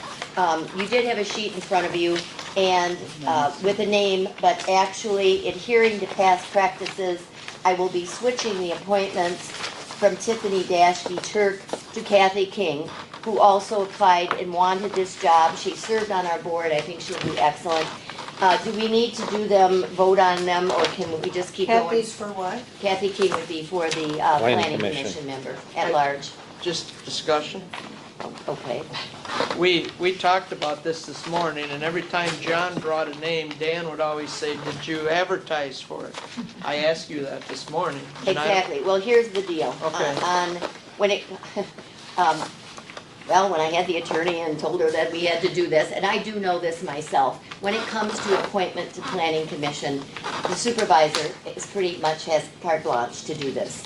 And if it was somebody just off the charts and nobody knew or anything else, maybe the board should have a reservation. But in this instance, when the supervisor puts forth a name for a Planning Commission seat, it most always gets approved by the board because that is my position. I can't serve on it, I stay away from it, all the above, because I do have that authority. So, having said that, on this particular appointment, I am just making a Okay, recommendation. per your recommendation, I would make a motion to place Kathy King on that board. Okay, and I think she will serve us very well. That's the motion. Do I have support? Supported by Lauren. All those in favor? Aye. Aye. Are there any opposed? No, didn't hear an opposed. Okay. Now, the next item is the board representative / secretary. We have had Ron in this position for a very long time, and I will recognize Ron as being very knowledgeable. I will, even after all that's been said and done here at the board table tonight. And I would not shoot myself in the foot and disapprove of him being in this position. However, I will give a caveat. We know that the Planning Commission is a recommending body, and we know that here as a board, we have the clout, really. And so when the board as a whole speaks, and we want something to go to the Planning Commission, then that's what has to happen.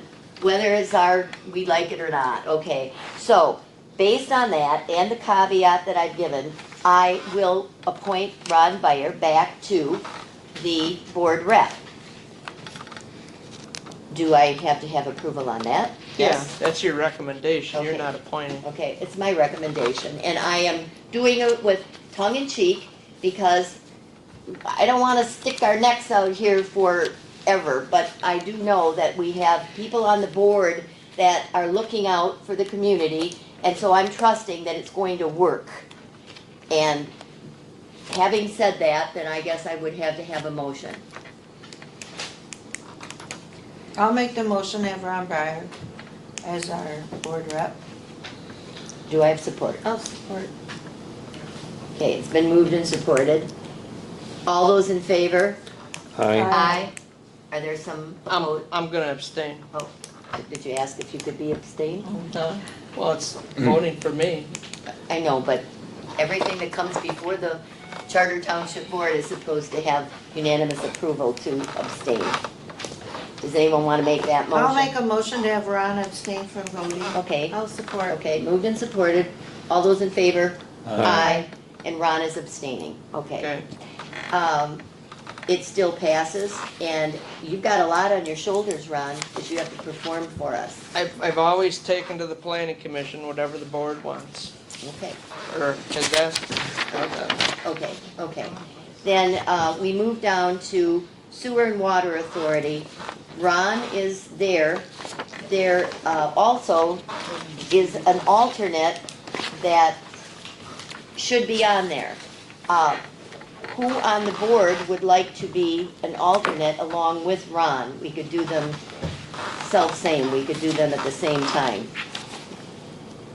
In case Ron is not able to go, we would have someone step in for him.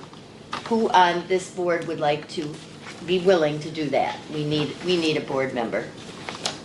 And this is for planning? No, this No, is for this is Sewer and sewer and Water water. Oh, Authority. sorry. Who would be Sewer and best, who would be water. best able to serve in that capacity? And I usually make a meeting, but there is once in a while, I'm sick, but not very often. I know that, but, You you know, they're asking for an alternate. Right. So the board knowing that you might not be called on very often, I'm looking for a board member to assist. Nobody wants to. Remember, you're gonna get mileage now, everybody. Come on.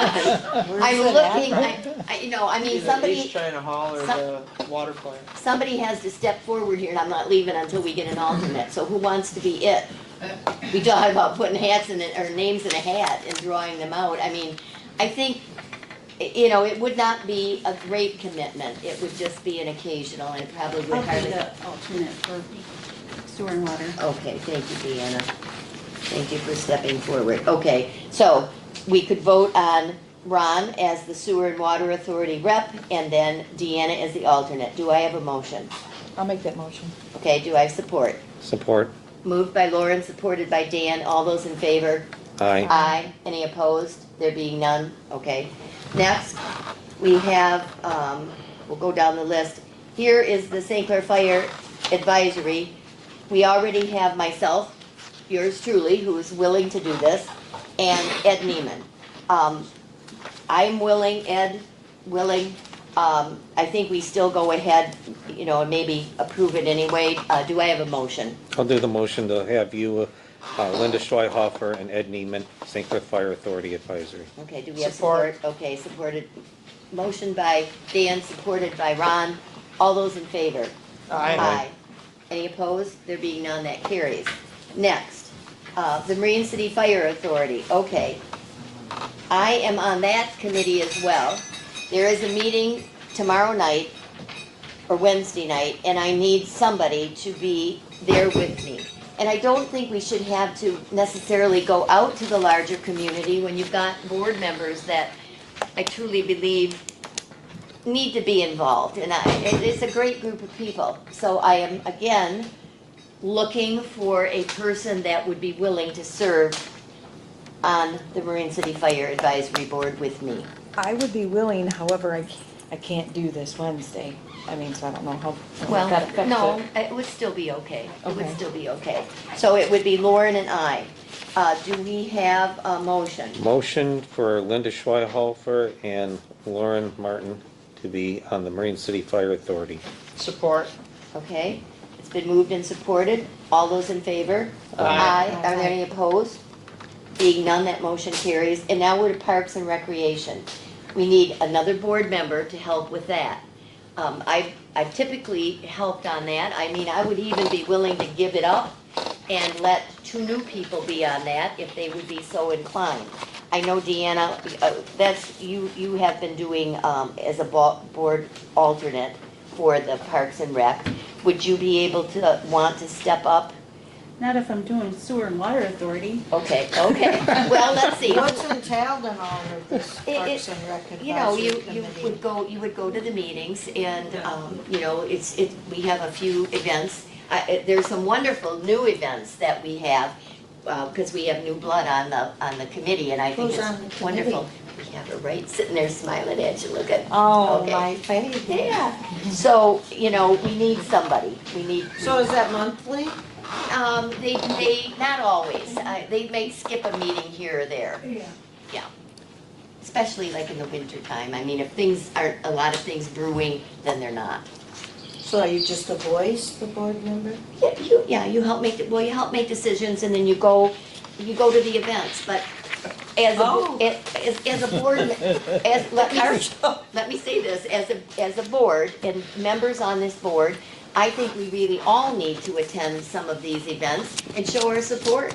I mean, you know, nobody does it in a vacuum, one person on a board doesn't do it. I really think we should all show up and show our faces and meet the public. It's a great place to be. So, So you're on it, Linda, or you're stepping down? well, if I can find two people, I've done it for You want- Well, years. Deanna's one, or she's not one? Well, Deanna's willing to I be, was the alternate. she was the alternate, but So we you need need somebody. two other people? I'll be an alternate. I had actually applied for the position years ago, so I'll be the alternate. Okay, so If if you being the said you alternate, would be, or you're going to be the No. alternate. Oh, you're gonna be not doing it at all? Oh, No, I'm doing water sewer. They were talking to Sharon. Deanna, you're an alternate though for Parks and Rec? yeah, she, No, would- it's Lauren. no, now. will be Oh, it's Lauren. Lauren now? Yeah. Okay. Oh, Okay, this is confusing. okay. So, who wants to be a member up there? A member of Parks and Rec? Yes. Yes, a full member. So you don't want to do it? I mean, I've done it for many, many years and I love it. I'll still go to the events, but I mean, I would be willing to let somebody else have a shot at it. What about Ron? Ed? Sharon, it's You want me to do it? All Yeah. right, I'll do it. Okay, thank you very much. We'll see. We'll put Sharon on there, okay. Okay, and we have an alternate. Okay. Okay, we have Sharon and then we have Lauren as an alternate. Do I have a motion for those two? So moved. Who's gonna- Support. Okay, moved by Ron, supported by Dan. All those in favor? Aye. Any opposed? There being none, motion carries. I knew that was gonna be a long one. Thank you. skipped over ZBA though. Oh, I missed ZBA. Oh, I'm so sorry. Where is that one? It was after planning. Okay, for our zoning board of appeals, okay, we need to have a board member rep. And Lauren Martin is willing, and I think she'd be a great board rep. So we have Lauren, and then the other person, the other alternate, the other person that we actually need to fill a slot is Dennis Delore. He was on before, he said he wants to be on it. Lauren spoke with them, knows that there's a very important meeting coming up January 22nd, and he's bound to be here, and he's willing, so, Motion to approve. okay. What is it? Support. But don't we need, His name- it says Ron Byer is the planning commission rep on the ZBA. We're Well, 'cause- removing him because you No, can't, But you I'm can't- the board rep to the planning. I was the board rep to ZBA, but I said if Lauren wants to Yeah, do that, so that would Lauren be will- okay Because I'm with already me. on the ZBA, and we both can't be on it together. Right, Oh, right. got So you. I'm gonna move so into. Lauren will be our board representative to the ZBA, and Dennis Delore will be the person, okay, that, to fill that, Okay. to fill the spot. Dennis Delore, is it with an E on the end or not? Yes. Okay, Delore. And he has been tasked, knowing that he has to be. I don't know, there's mixed stories. One was, you know, he didn't want it and he didn't get notification and then he didn't come to meetings, but he will be at the meetings, correct? Correct. Okay. So we did it, right? Good on that? Well, we gotta have a, We had Motion? we had a No, it was a motion. motion, you Oh, gotta okay. vote on it. Okay. Is there any discussion? If not, all those in Yes. favor? Aye. I have discussion. You though, do? Because I believe that we still need an alternate for the ZBA. Yeah, you're We gonna don't- need, but I don't know if you Because got Jerry one tonight. Dyble left No, and I was, Yeah, I don't have one tonight for Okay, that then, all so I guess we'll deal with it the next meeting. gotcha. Okay, all those in favor? Aye. Aye. Any opposed? There being none, that motion carries. Okay. next one, quotes for the locksmith. I'm glad it's somebody else. It's you, Sharon. What would you like to say? Okay, I got two quotes. One gentleman came out. He is the higher quote. Atlas previously has changed our locks, I've heard Yes. from Brandy Yeah, and she knew. Linda. Yeah. They can do it as soon as possible. It takes about 4 hours. Of course, I guess I have to be here, so I'm thinking after the new year, because it's just, holidays. So they're both pretty comparable. The 554 is putting in the keys. We're kind of guessing at the number of keys at 26, not sure really. The other gentleman didn't put in that amount for keys, so it's pretty much And why are we doing this? even. It's That's standard just, I practice. guess, what they do every turnover. Yeah. We just usually turned our keys into the clerk and really carried on from them. I didn't remember Yeah, I don't remember. changing, They Yeah. used to do it all the time. really? Yeah. Huh. Yeah. So you're saying that, The one gentleman that came out is the one from Marysville. which one are you recommending then? The lower bid? And you're saying we can't Well, just it's have not people turn their really. keys in? I'm sorry, what? We can't just have people turn their keys in?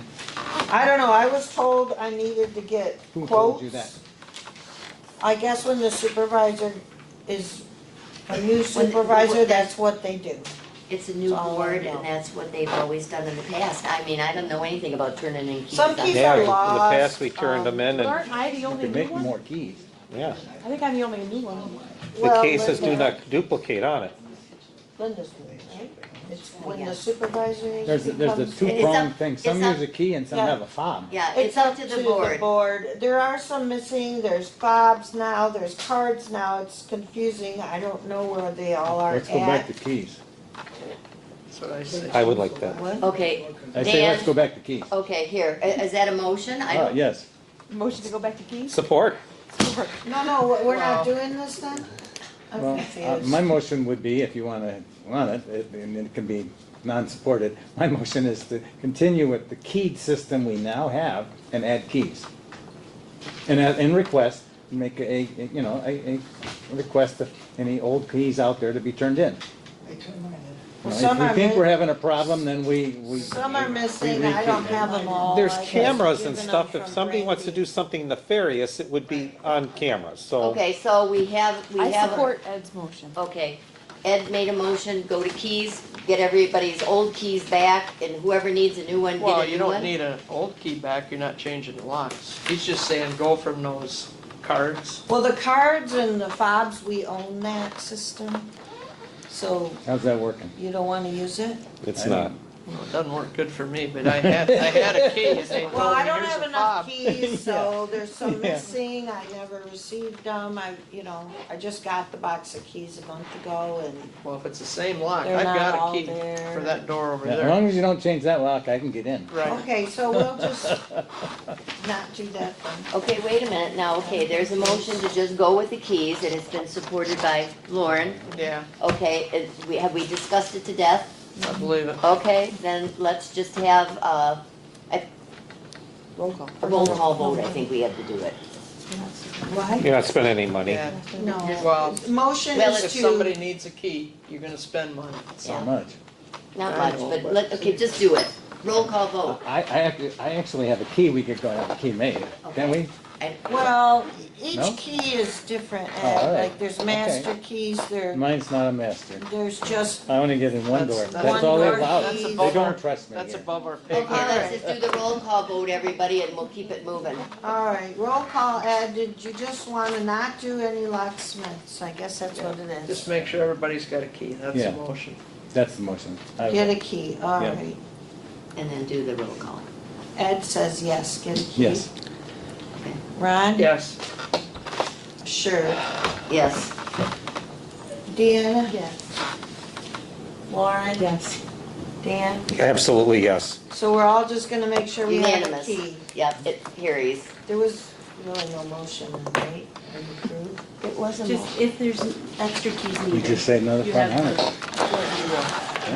Lauren, you made the motion to just get keys, and Dan, you supported it? Is that what happened? I'm not sure anymore. Ed made the motion. Ed made the motion just to go All with right. the keys, and then it was Ed, supported. Okay. Thank you, You're welcome. And then it was all in favor.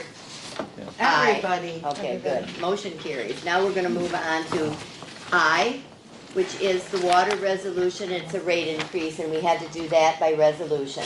It's 2024-13, and the rate for water is going up, and the amount was 10, do you need the whole resolution read? I mean, No, No, you want we got you want a it. motion for the resolution first? yes. I'll make that motion. Support. That we adopt resolution 2024-13, raising the water rates from $10.60 to $11.22. Okay. Support. It's been moved Now, by, just a little bit of discussion. Okay. Dan supported it. right, okay. Brandy and I sat down with, I forget his name, Mike, wasn't it? Yeah, From rural water. You give him all your information, he puts it into his laptop and he spits out and says, all right, here's where your water rate should be. Just quick on water, what he said is the ready to serve rate, which is based on your meter size, which residential is 1 inch and less. He said, you know, your ready to serve size, your rate, which is I think $26, is really low. Most communities is higher, and your water rates are getting on the higher end of things. And I said to him, and I said I would tell the board, I would rather have the ready to serve lower for the older folks in the community that don't use a lot of water. They can keep their water bill down as opposed to raising that from 25 to 50 or 60 bucks, because then they're paying that no matter what.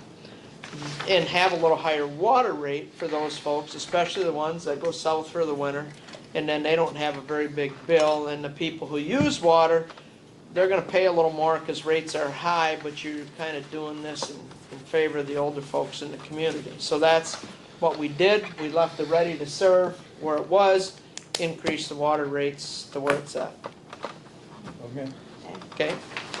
Now, any other discussion on this? Otherwise, we do have to have a roll call vote. Okay, Neiman, Yes. Breyer, Yes. Martin, yes, Schweihofer. Yes. Moran, Yes. Lauren Martin. Yes. Dan Turk. Yes. Okay, motion carries unanimously.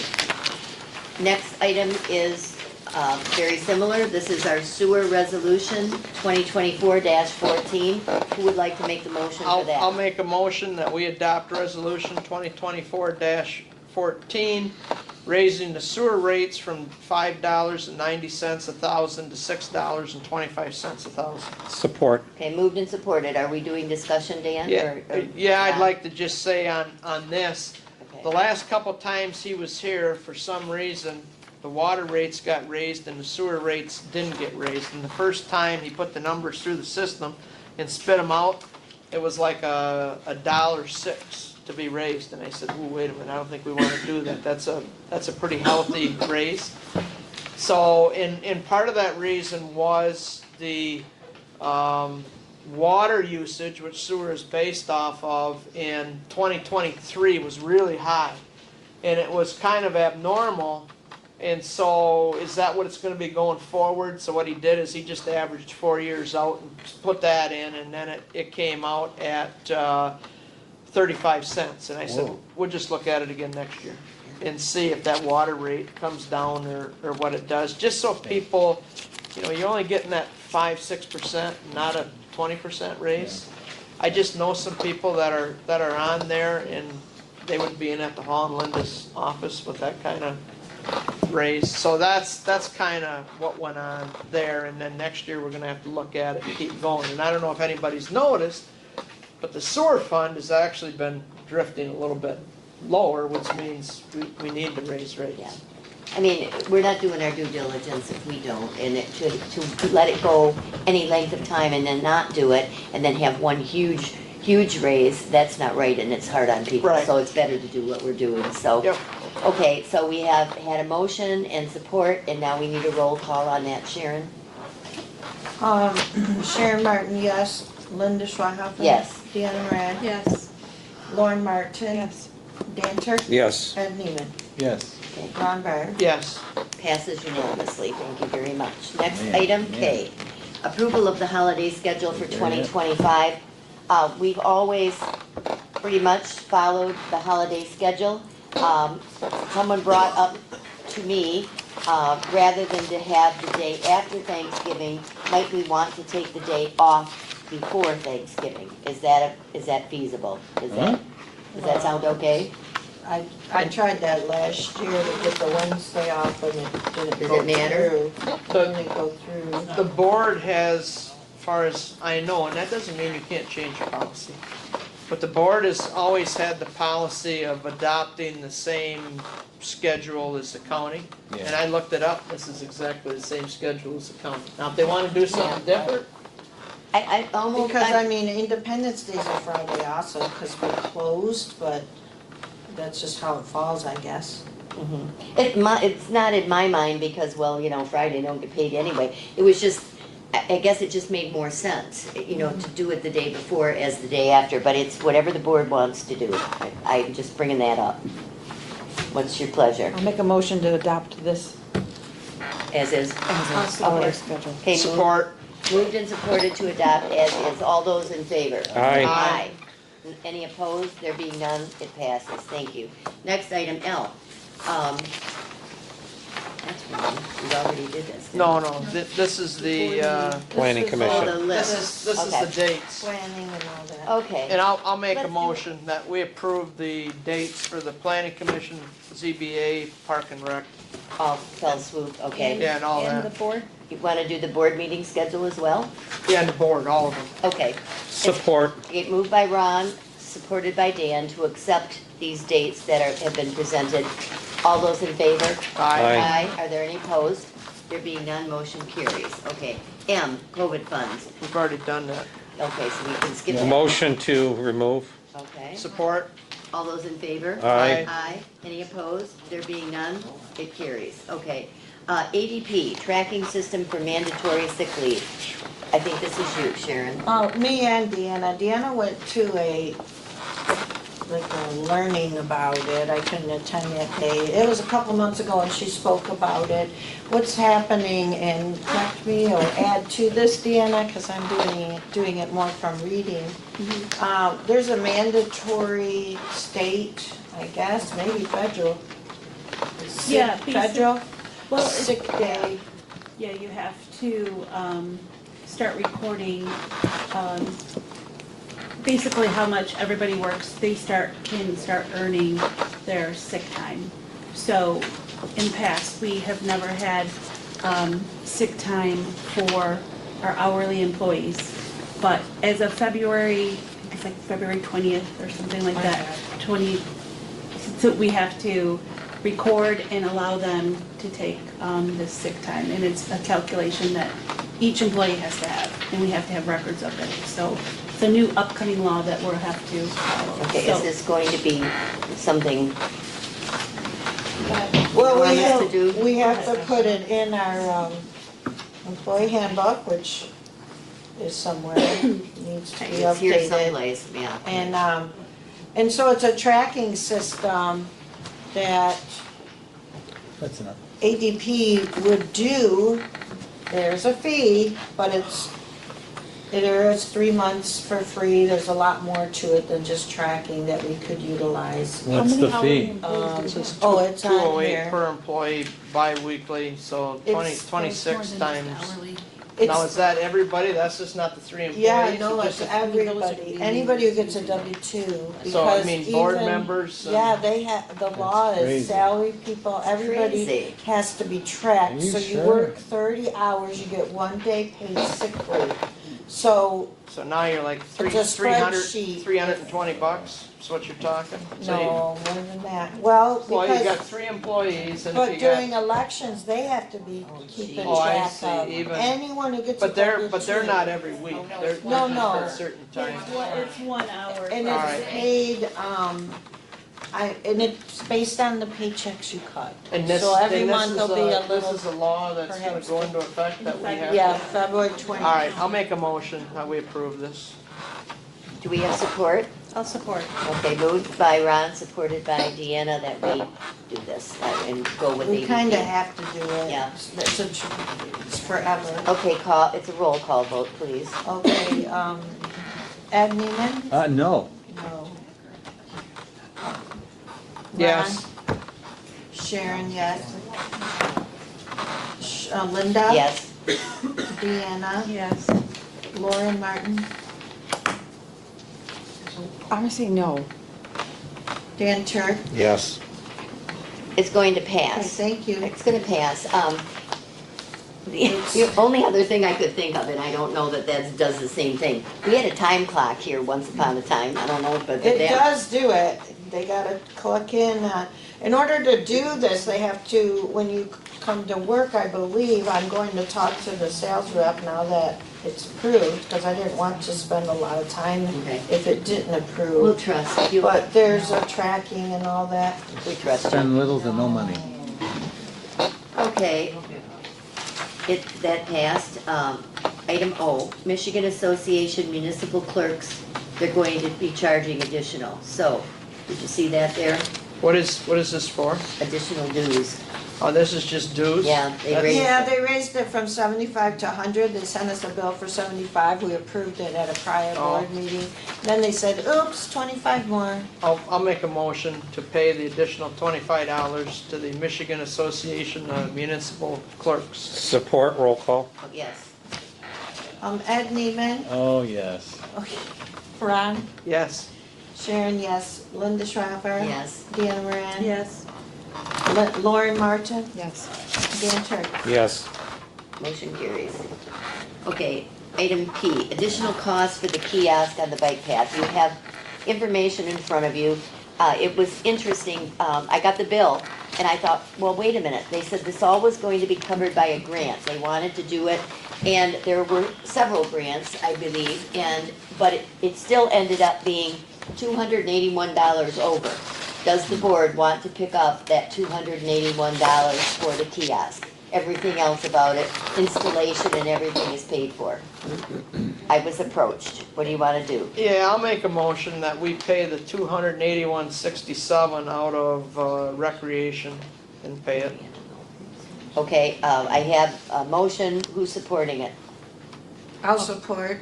Okay, it's been moved and supported, and we'll need a roll call vote. We're spending money. Any discussion?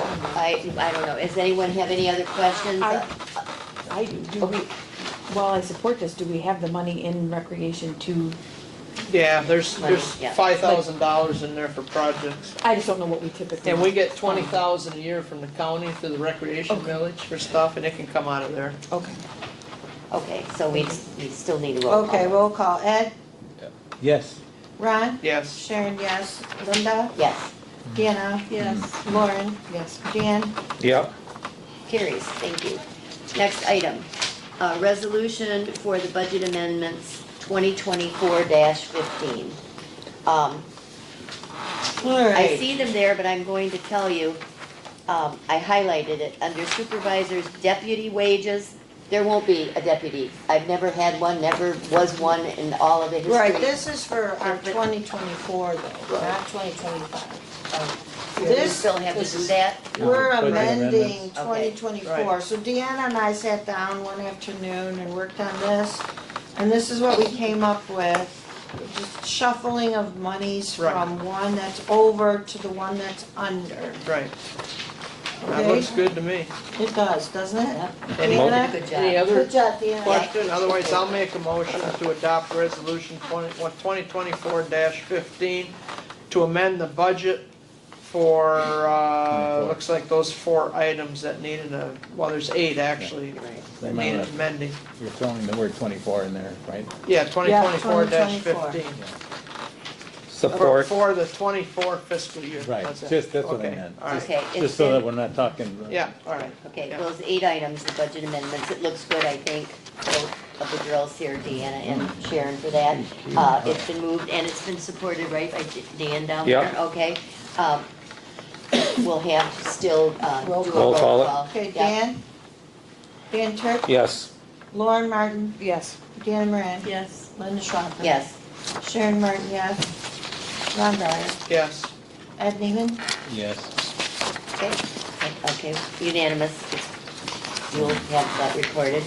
And item R, which is the one that was added, to send the letter of Dr. Remington Nevin to the Planning Commission.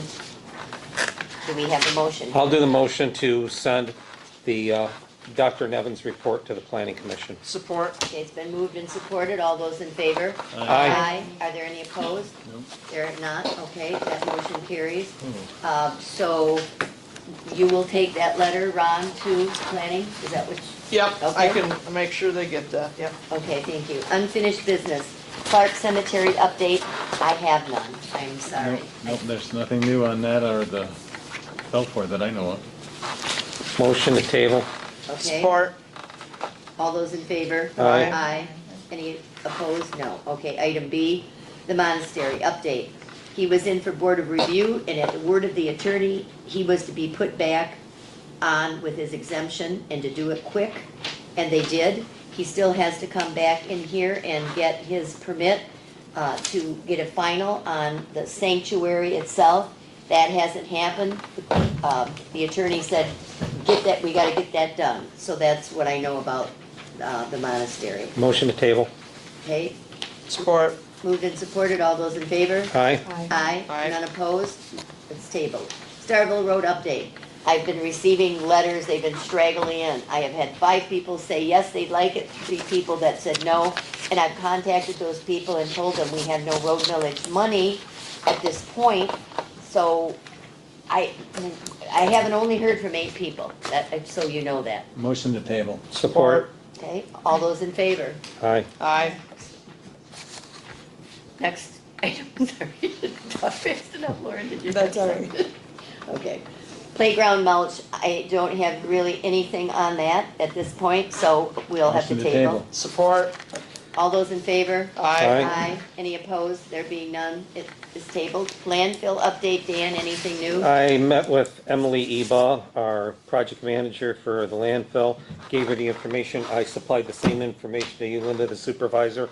Still haven't heard back from her. I imagine this week I'll hear back from her because of the holiday. Right. Motion to table. Okay, Support. move, all those in favor? Aye. Aye. Any opposed? Then motion carries to table. Lindsay Road update. I received the letter from Bob Wiley and the other informational piece that talked about how you may not run water on your neighbor, okay? So both of those pieces were given to all the board, so they have that. I had asked if there actually was a real, honest-to-God letter from Dave Schweihofer, not yet, the final thing. And we're aware that they need to do a sit-down, and I will do my utmost best to get the parties to come together. Sometimes you can, get them, but they might not come and drink, so we'll see what happens when we get to that point. You'll let me know on that information. Okay, that's all I have on that. I would imagine we would still need a motion. Motion to table. Support. Moved and supported, all those in favor? Aye. Aye. Any opposed? That motion carries. And I think the Belfour was the same thing, that was moved together, wasn't it, with the other one? Okay, that's tabled as well. Motion to table. You can take that No, off. no, Okay, Balfour, there's gotta be some steps to take on that. Everybody, I hope, has it in their packet. I did scan it. Ron, or Brandy brought it to my attention that nothing's been done with it, and I'm like, huh? Sorry, it's my first ordinance. It was we had 2 readings at the board, they were approved, the second reading. So then voting happened, and the ordinance still needs to be complete. Ron told me to get in contact with our planner. She told me to read chapter in MTA. It's a lot of legal. I did read it. There's some steps that need to be taken, so I just want everyone to be aware that the cemetery ordinance has a lot more to it than just us saying, It exists? reading I it. don't believe we need a public hearing on that. because it's a said- Hit utility. ourselves in the foot. I never wanted Planning one. said And I wrote there, it. Hopefully. all these steps, I have it in your packet. I I'll could look use at it again. guidance, a little help with this, like I said, I haven't done one. I thought we were done, but okay, I'll look at it again. I I know. thought by resolution, we can adopt the ordinance so, and too. it's done. Maybe, Because if it's more or you, less of a utility or facilitation ordinance versus a zoning ordinance. she They're gave me a different. bunch of, Who? she said that, Karen Levere's. planner. She said the numbering's wrong, it should have its own chapter. All of this is foreign to me. Attached is a checklist of how to adopt ordinances from MTA for chapter townships, page 2 and 3. They go through the steps that need to happen before adoption. Uh, And then it's a chapter in the MTA zoning ordinance checklist. Well, it's not, yeah, it's not a zoning ordinance, it's just a regular ordinance. And then there's all these checklists that, according to her, we have to do, so it's like a regular ordinance. Maybe I'll give her a call. Motion Okay, I to, would appreciate any help on this, and maybe we can get I it will done. offer whatever help I can, but you're looking for some more time, you want a motion to table and bring it back next month? Yeah. Maybe I didn't want to see it. It's for all of I you didn't to see it give me a little bit of right. direction. Motion to table? Okay. Oh, you don't have, Just make sure. Wait, we have a motion to table, it's been supported, and now we, I think I saw it's you, right? have a Okay, better one. supported, Yeah, go ahead. Oh, I'm sorry, go Yeah. ahead. motion by Dan, supported by Deanna to table it then, to give you time, or add time, or whomever's looking at it. And Sharon's gonna send me the information. Yeah, do you want it in an email? Any other, Sure. any other discussion? No. If not, all those in favor? Aye. Aye to table. Any opposed? Being none, that carries. Who supported that one, sorry? Deanna. Deanna, Yeah. thank you. Okay, there are the water and sewer figures. Ron, you wanna speak to any of that? No, they're just in here though. No, the numbers are there. As far as the Water and Sewer Authority, we've got a meeting tomorrow night. Ralph Knotts, who has been the chair since I've been on there, I think he's been the chair for a while. He was a trustee of East China Township. He didn't run for re-election. He could still be on the Water and Sewer Committee, which he said, hey, he's been around the township for 30 years. I guess he's had enough. So he's gonna step down. We also have election of officers, so we're gonna have to find a new chair. He'll be missed because he was pretty knowledgeable about what was going on there. The only other thing on the agenda, it's pretty much same stuff, something's getting fixed, but there was a water transmission operating agreement that needed to be amended because of the master water meters that got put in both East China and China. They're gonna each pay 50% to operate and maintain those. There was some discrepancy in the distribution map that was attached to it. That's all got taken care of. And we'll authorize Ralph, while he's still chair, to sign that. And then that'll be done, and that'll be amendment to that. That's really all there is at the meeting tomorrow night. Are they making you the chair? I said, I don't think I should be chair because 90% of what goes on there, 85% is East China. And I talked to John Grabsky, who has been on there, and he's actually been on there a long time also. If he wanted to be chair, and I wanted to just kind of stick that in his ear last meeting, which is 2 months ago, so he could think about it. I'm not sure. I don't even know who East China's gonna appoint to that. So, Okay, just we'll check. see what happens. Okay, under announcements, the next China Township Board meeting will be January 20th at 7 o'clock. We'll be into the year 2025. It sounds so funny to 2025, okay. Light Up the Township, that's going on, and we would like more people to, January 20th, MLK Day. Oops, I made a mistake. Thanks, John. On Tuesday. 20, Tuesday, the 21st, it is right on our chart. okay. 21st, we beg the correction, okay. Then we'll move on, Light Up the Township. Anyone who's interested in signing up for that, we could use people. There's not a lot of people that have signed up for that, according to Brandy. And there's also a snowman contest, but first we have to have the snow. So just to put that out there for everybody. For my report, I mean, you know, it's just been busy, as it is. You know, I've been here every day. I've been here those hours. It's been hectic. I think last Thursday was the first time that I could kind of get my head above water and breathe. I've met all kinds of people. We're trying to, really wrap up some loose ends. Finding things have been a little bit of a trip. The scan folder wiped out. I can't find any of that stuff, so we're finding some other things. It's crazy, so, but beyond the technical stuff, I'm loving it. I'm happy to be back. I really enjoy working with the people here at the township. I've got a good group to work with, so I appreciate that. Treasurer. I'll keep it short. The Huntington CD renewed at 3.5%. Interest rates are starting to come down, so we either have to shorten terms to try to keep those rates. Other thing is tax bills have went out, so tax season is in full swing. And I hope everybody has a Merry Christmas. Yeah, I would join in on that one too. I hope we all have a safe and wonderful holiday. Clerk, Sharon. I went to a clerk's meeting Thursday out in Riley Township as a fun ride. And we found out through the county that she said to adjust your budget for 2027, we need all new equipment. So all the tabulator machines, laptops, they're at like 6,500 a piece. You have to use 4. So we need about 27,000 in 2027. 27 or 26? 2027 for the big election coming up in 28. Oh, for the We're next talking about presidential election. Yeah, they won't service our old tabulators anymore. The warranty runs out. So 2027's the cutoff. They don't know who they're going with. It's all up in the air, but she did say to budget for it. It seems to me that 3 when years they ahead, put you those worry kind of about- mandates, the state should step in. I mean, it's. I thought we had some on loan from RISA one year. I know, they for the said, election. The Yeah. big burden. It's yeah, a- they said there wouldn't be any more wage reimbursements either for the 9 days of voting. I have one to submit for this last one.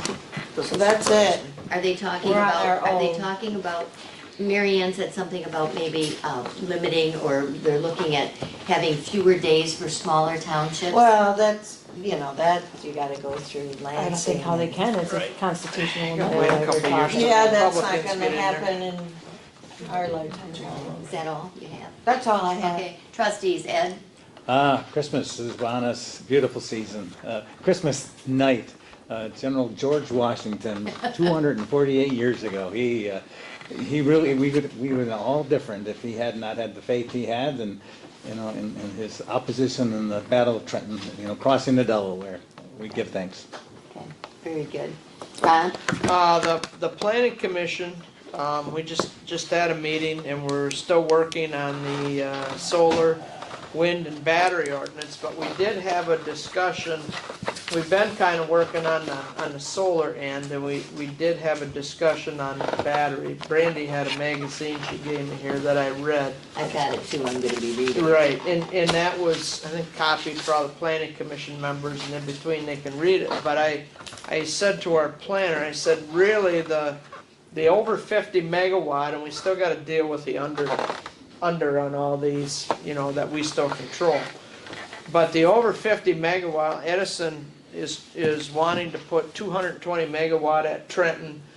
There's talk about them doing something in East China. Wouldn't surprise me if eventually they want to do something in China, because all the lines all go down to the same spot. And I said, battery storage should be located with the over 50 in the I-2 district. It just makes sense in China Township, and the planner agreed with me. She thought, that was okay. So I think that's the route we're gonna go on battery. That won't, now again, somebody can go to the Public Service Commission if that's all upheld and whatever.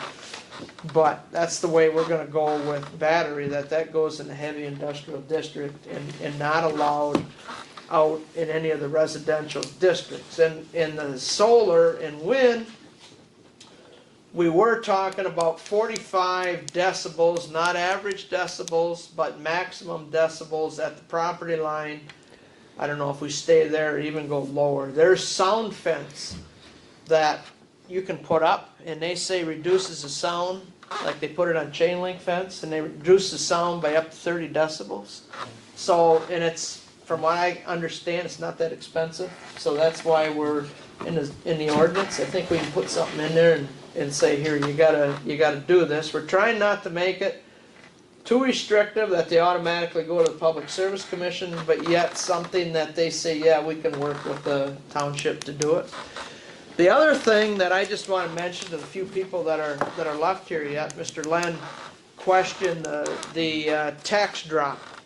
And I have a copy of the contract that Linda signed in 2019, and by that, I don't care whose butt was in the supervisor's seat, they were gonna sign You this. couldn't do anything about it Right, other than and sign it. I'm not saying that you shouldn't have, because it doesn't matter who was there, they were You gonna have sign to. it. But anyway, this was done in 2019, and in tax years 2021 and 22, the total valuation for Detroit Edison in section 13 was $300,718,708. And through that agreement, that valuation dropped to $189,023,187, which is a reduction of $111,695,53. You pay per thousand, so the taxable value that dropped was $111,695.53. Those 2 years, we had increases, there were other things going on, so taxable values went up. That amounted dollar-wise, and if you add 3 zeros, that's the dollar, but for tax purposes, it was $18,978.61 that it went up, so it had a net effect of $92,716.92 that our taxes for our 1 mil dropped, so that our 1 mil we collect is $475,883 and 70 cents, which is down from 400 and I think it was 65,000 when we started. I don't know that it says that on here, but just so people know, that's where we're at. We've lost 92,000. Next year, nothing's going to change. We're going to be in the same boat for the budget. After next year, after they convert unit number 1, we'll see. But like Mr. Len said, they're telling the township these are going to be peakers. There's going to be days Bell River's not going to be running when we don't need it, and they're going to want their taxes lowered. I talked to Jamie, our assessor, and, you know, they really are looking into that. Well, they are. They're fighting it. I understand that, but if you get on the website, you get on, not a website, but you get on whatever search engine you use and plug in Bell River Power Plant, there is all kinds of stuff out there you can read. And if you read enough, you can see what they want to do, and it's not good for China Township. So I just want to throw that out there. Yeah, and then they want us to cooperate. So, They want us to They want us cooperate. to cooperate on our end, okay. Lauren, have anything? Thank you for letting me be here. This was a whole lot of fun. No, I am looking forward to it, and I appreciate it. Hope we all have a Merry Christmas. There's next month, right? And Dan? 3 things. First off, and first one's for the clerk down there. You might want to check on the labor posters that are in the vestibule. In my past tenure as a clerk, we had one time before the state came in and they weren't too happy because the labor posters weren't updated. Just a heads up on that. I don't know if they are or they're not. Yeah, there was but- one, and they're supposed to send them out Yeah, as the law comes in. you might want to give a call. Anybody in the audience or any of the board members would like to question Dr. Remington Nevin on his decision of his report, can see him at the Advisory Board of Health Committee this Wednesday, December 18th at 9 a.m. at 3415 28th Street in Port Huron.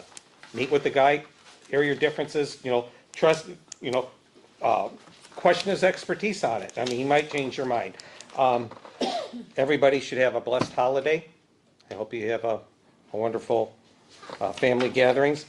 And I've officially given up on my Christmas lights. I usually have a nicer Christmas light display. I got halfway down the fence and then I go to put my next strand up, and then I see one out, I go to replace that one, then they're all out, and I just kind of gave up, and I returned my Christmas lights. That, what you see is what you get this year, so. Dan, this is funny because, you know, you have that wonderful round thing in your front yard that you said, you know, Oh, yeah, you that- have to yeah. decorate it or do something with it. I talked to the gentleman from Duke Broadband, and he assures me that, they were supposed to have a map out the second week in December, but they are actively working, not us, but them, to get the grants to extend it. They've gone as far as the river, and then as soon as the weather breaks, they want to continue and take it the rest of the way I'm down. looking for some flowers to plant Yeah, around it. so I told him he'd like that gone, so that's what I said, so. Anyway, we wish everyone a Merry Christmas, a blessed Christmas. Thank you for hanging in here with us. We realize it was a long meeting.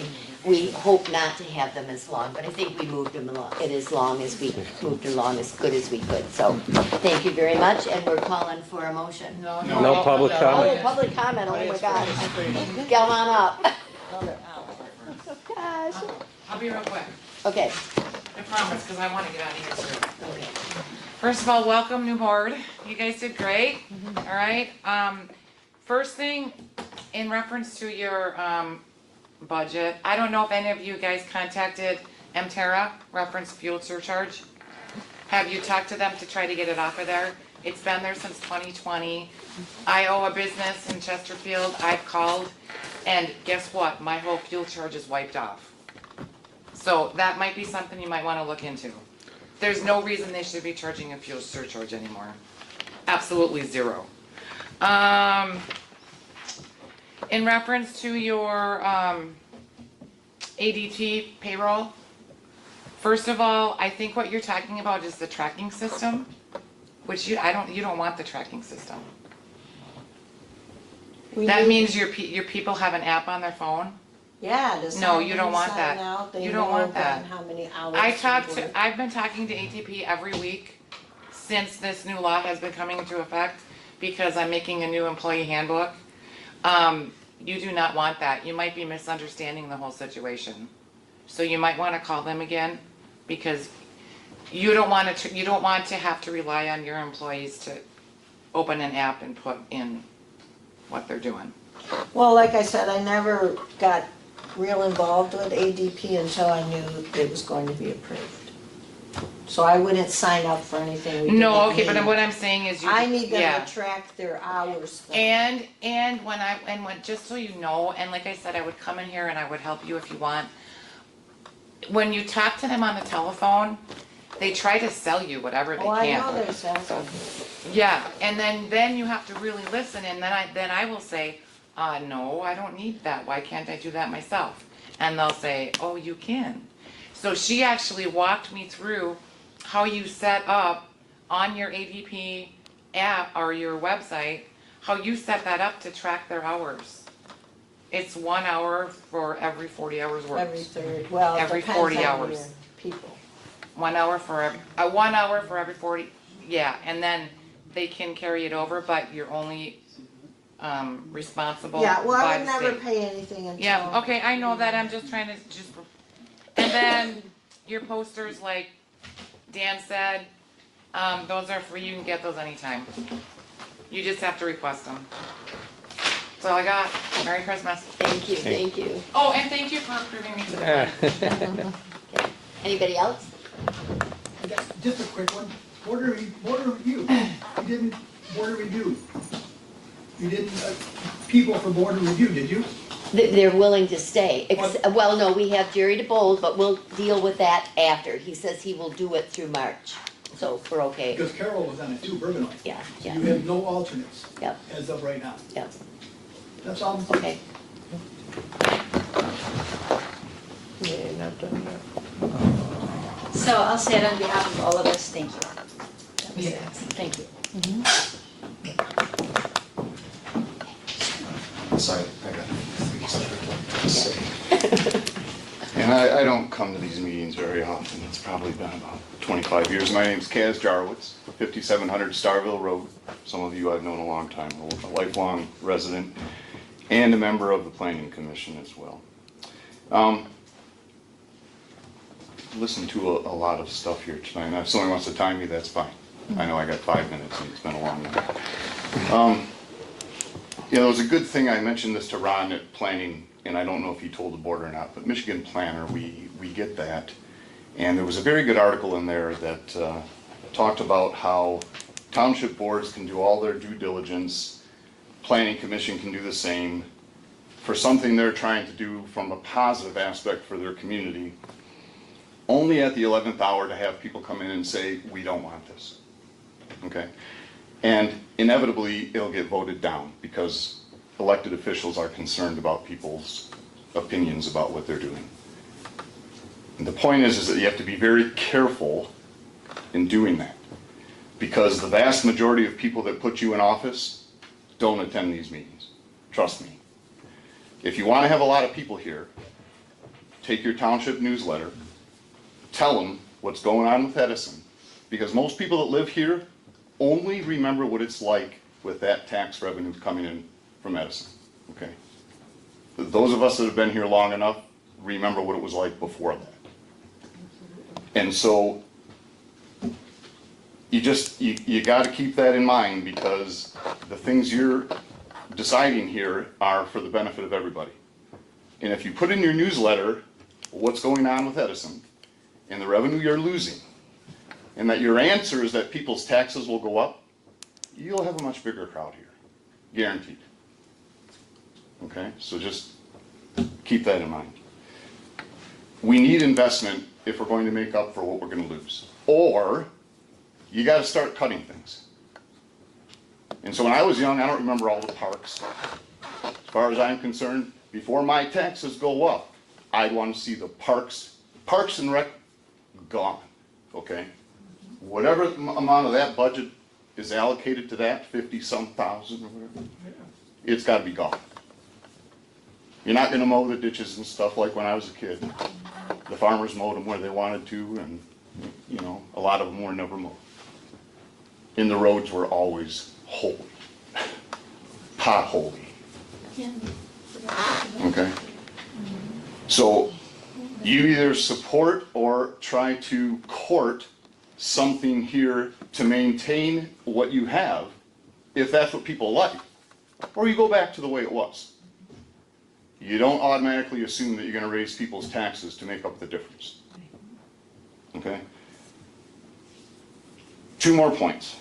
So some of the things that we've been talking about here tonight, and the vote on a moratorium, I think I understand why people would want something like that.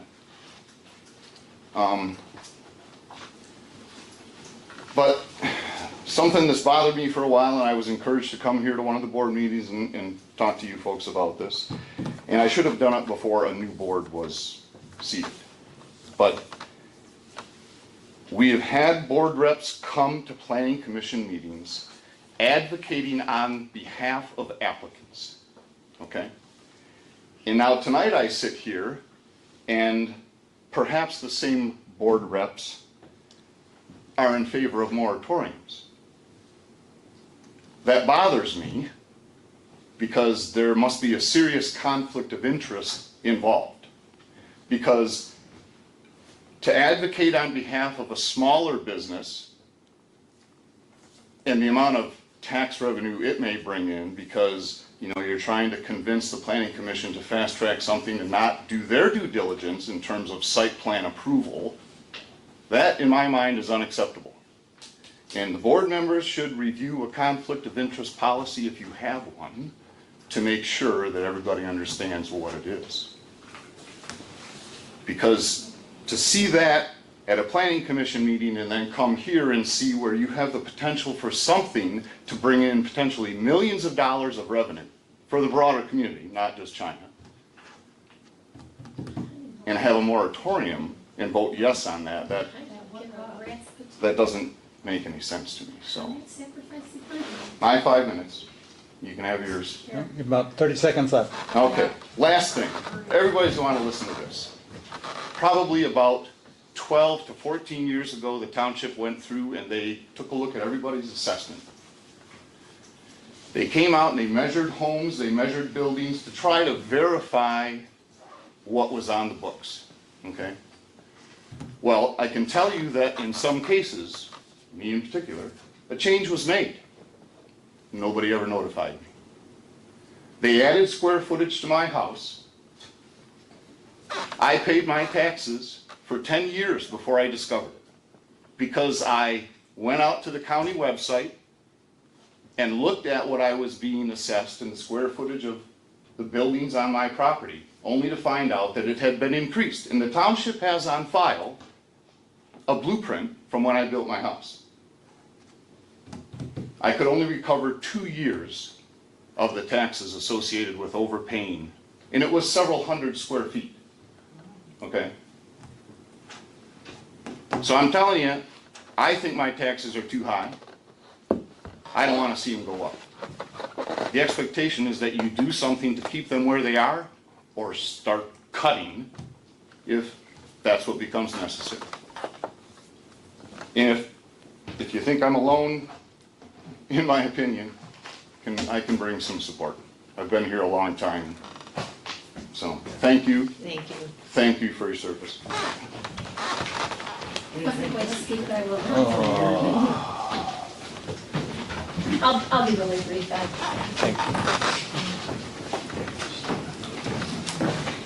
Well, you know, we wouldn't be in such a money crunch if we had the millage timely on the ballot, where it was a renewal, and not have to go out for a new millage. So errors count. It does make a difference, and now we're going to pay the price for that. As far as Edison, I think, you know, we'll have to see what happens. I'm not getting that same information necessarily about the peaking, but you know what? The data center is coming. It's coming. We all know that. You know, and we're kind of mixing apples and oranges here. It's not that we don't want a data center. The issue was where it was going to be placed.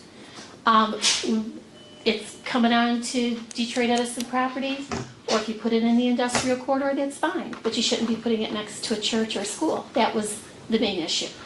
So if we're going to have all the AI in the data center, presumably there's going to be a lot of energy need, and there'll be probably not 2 peaker plants here, is my guess.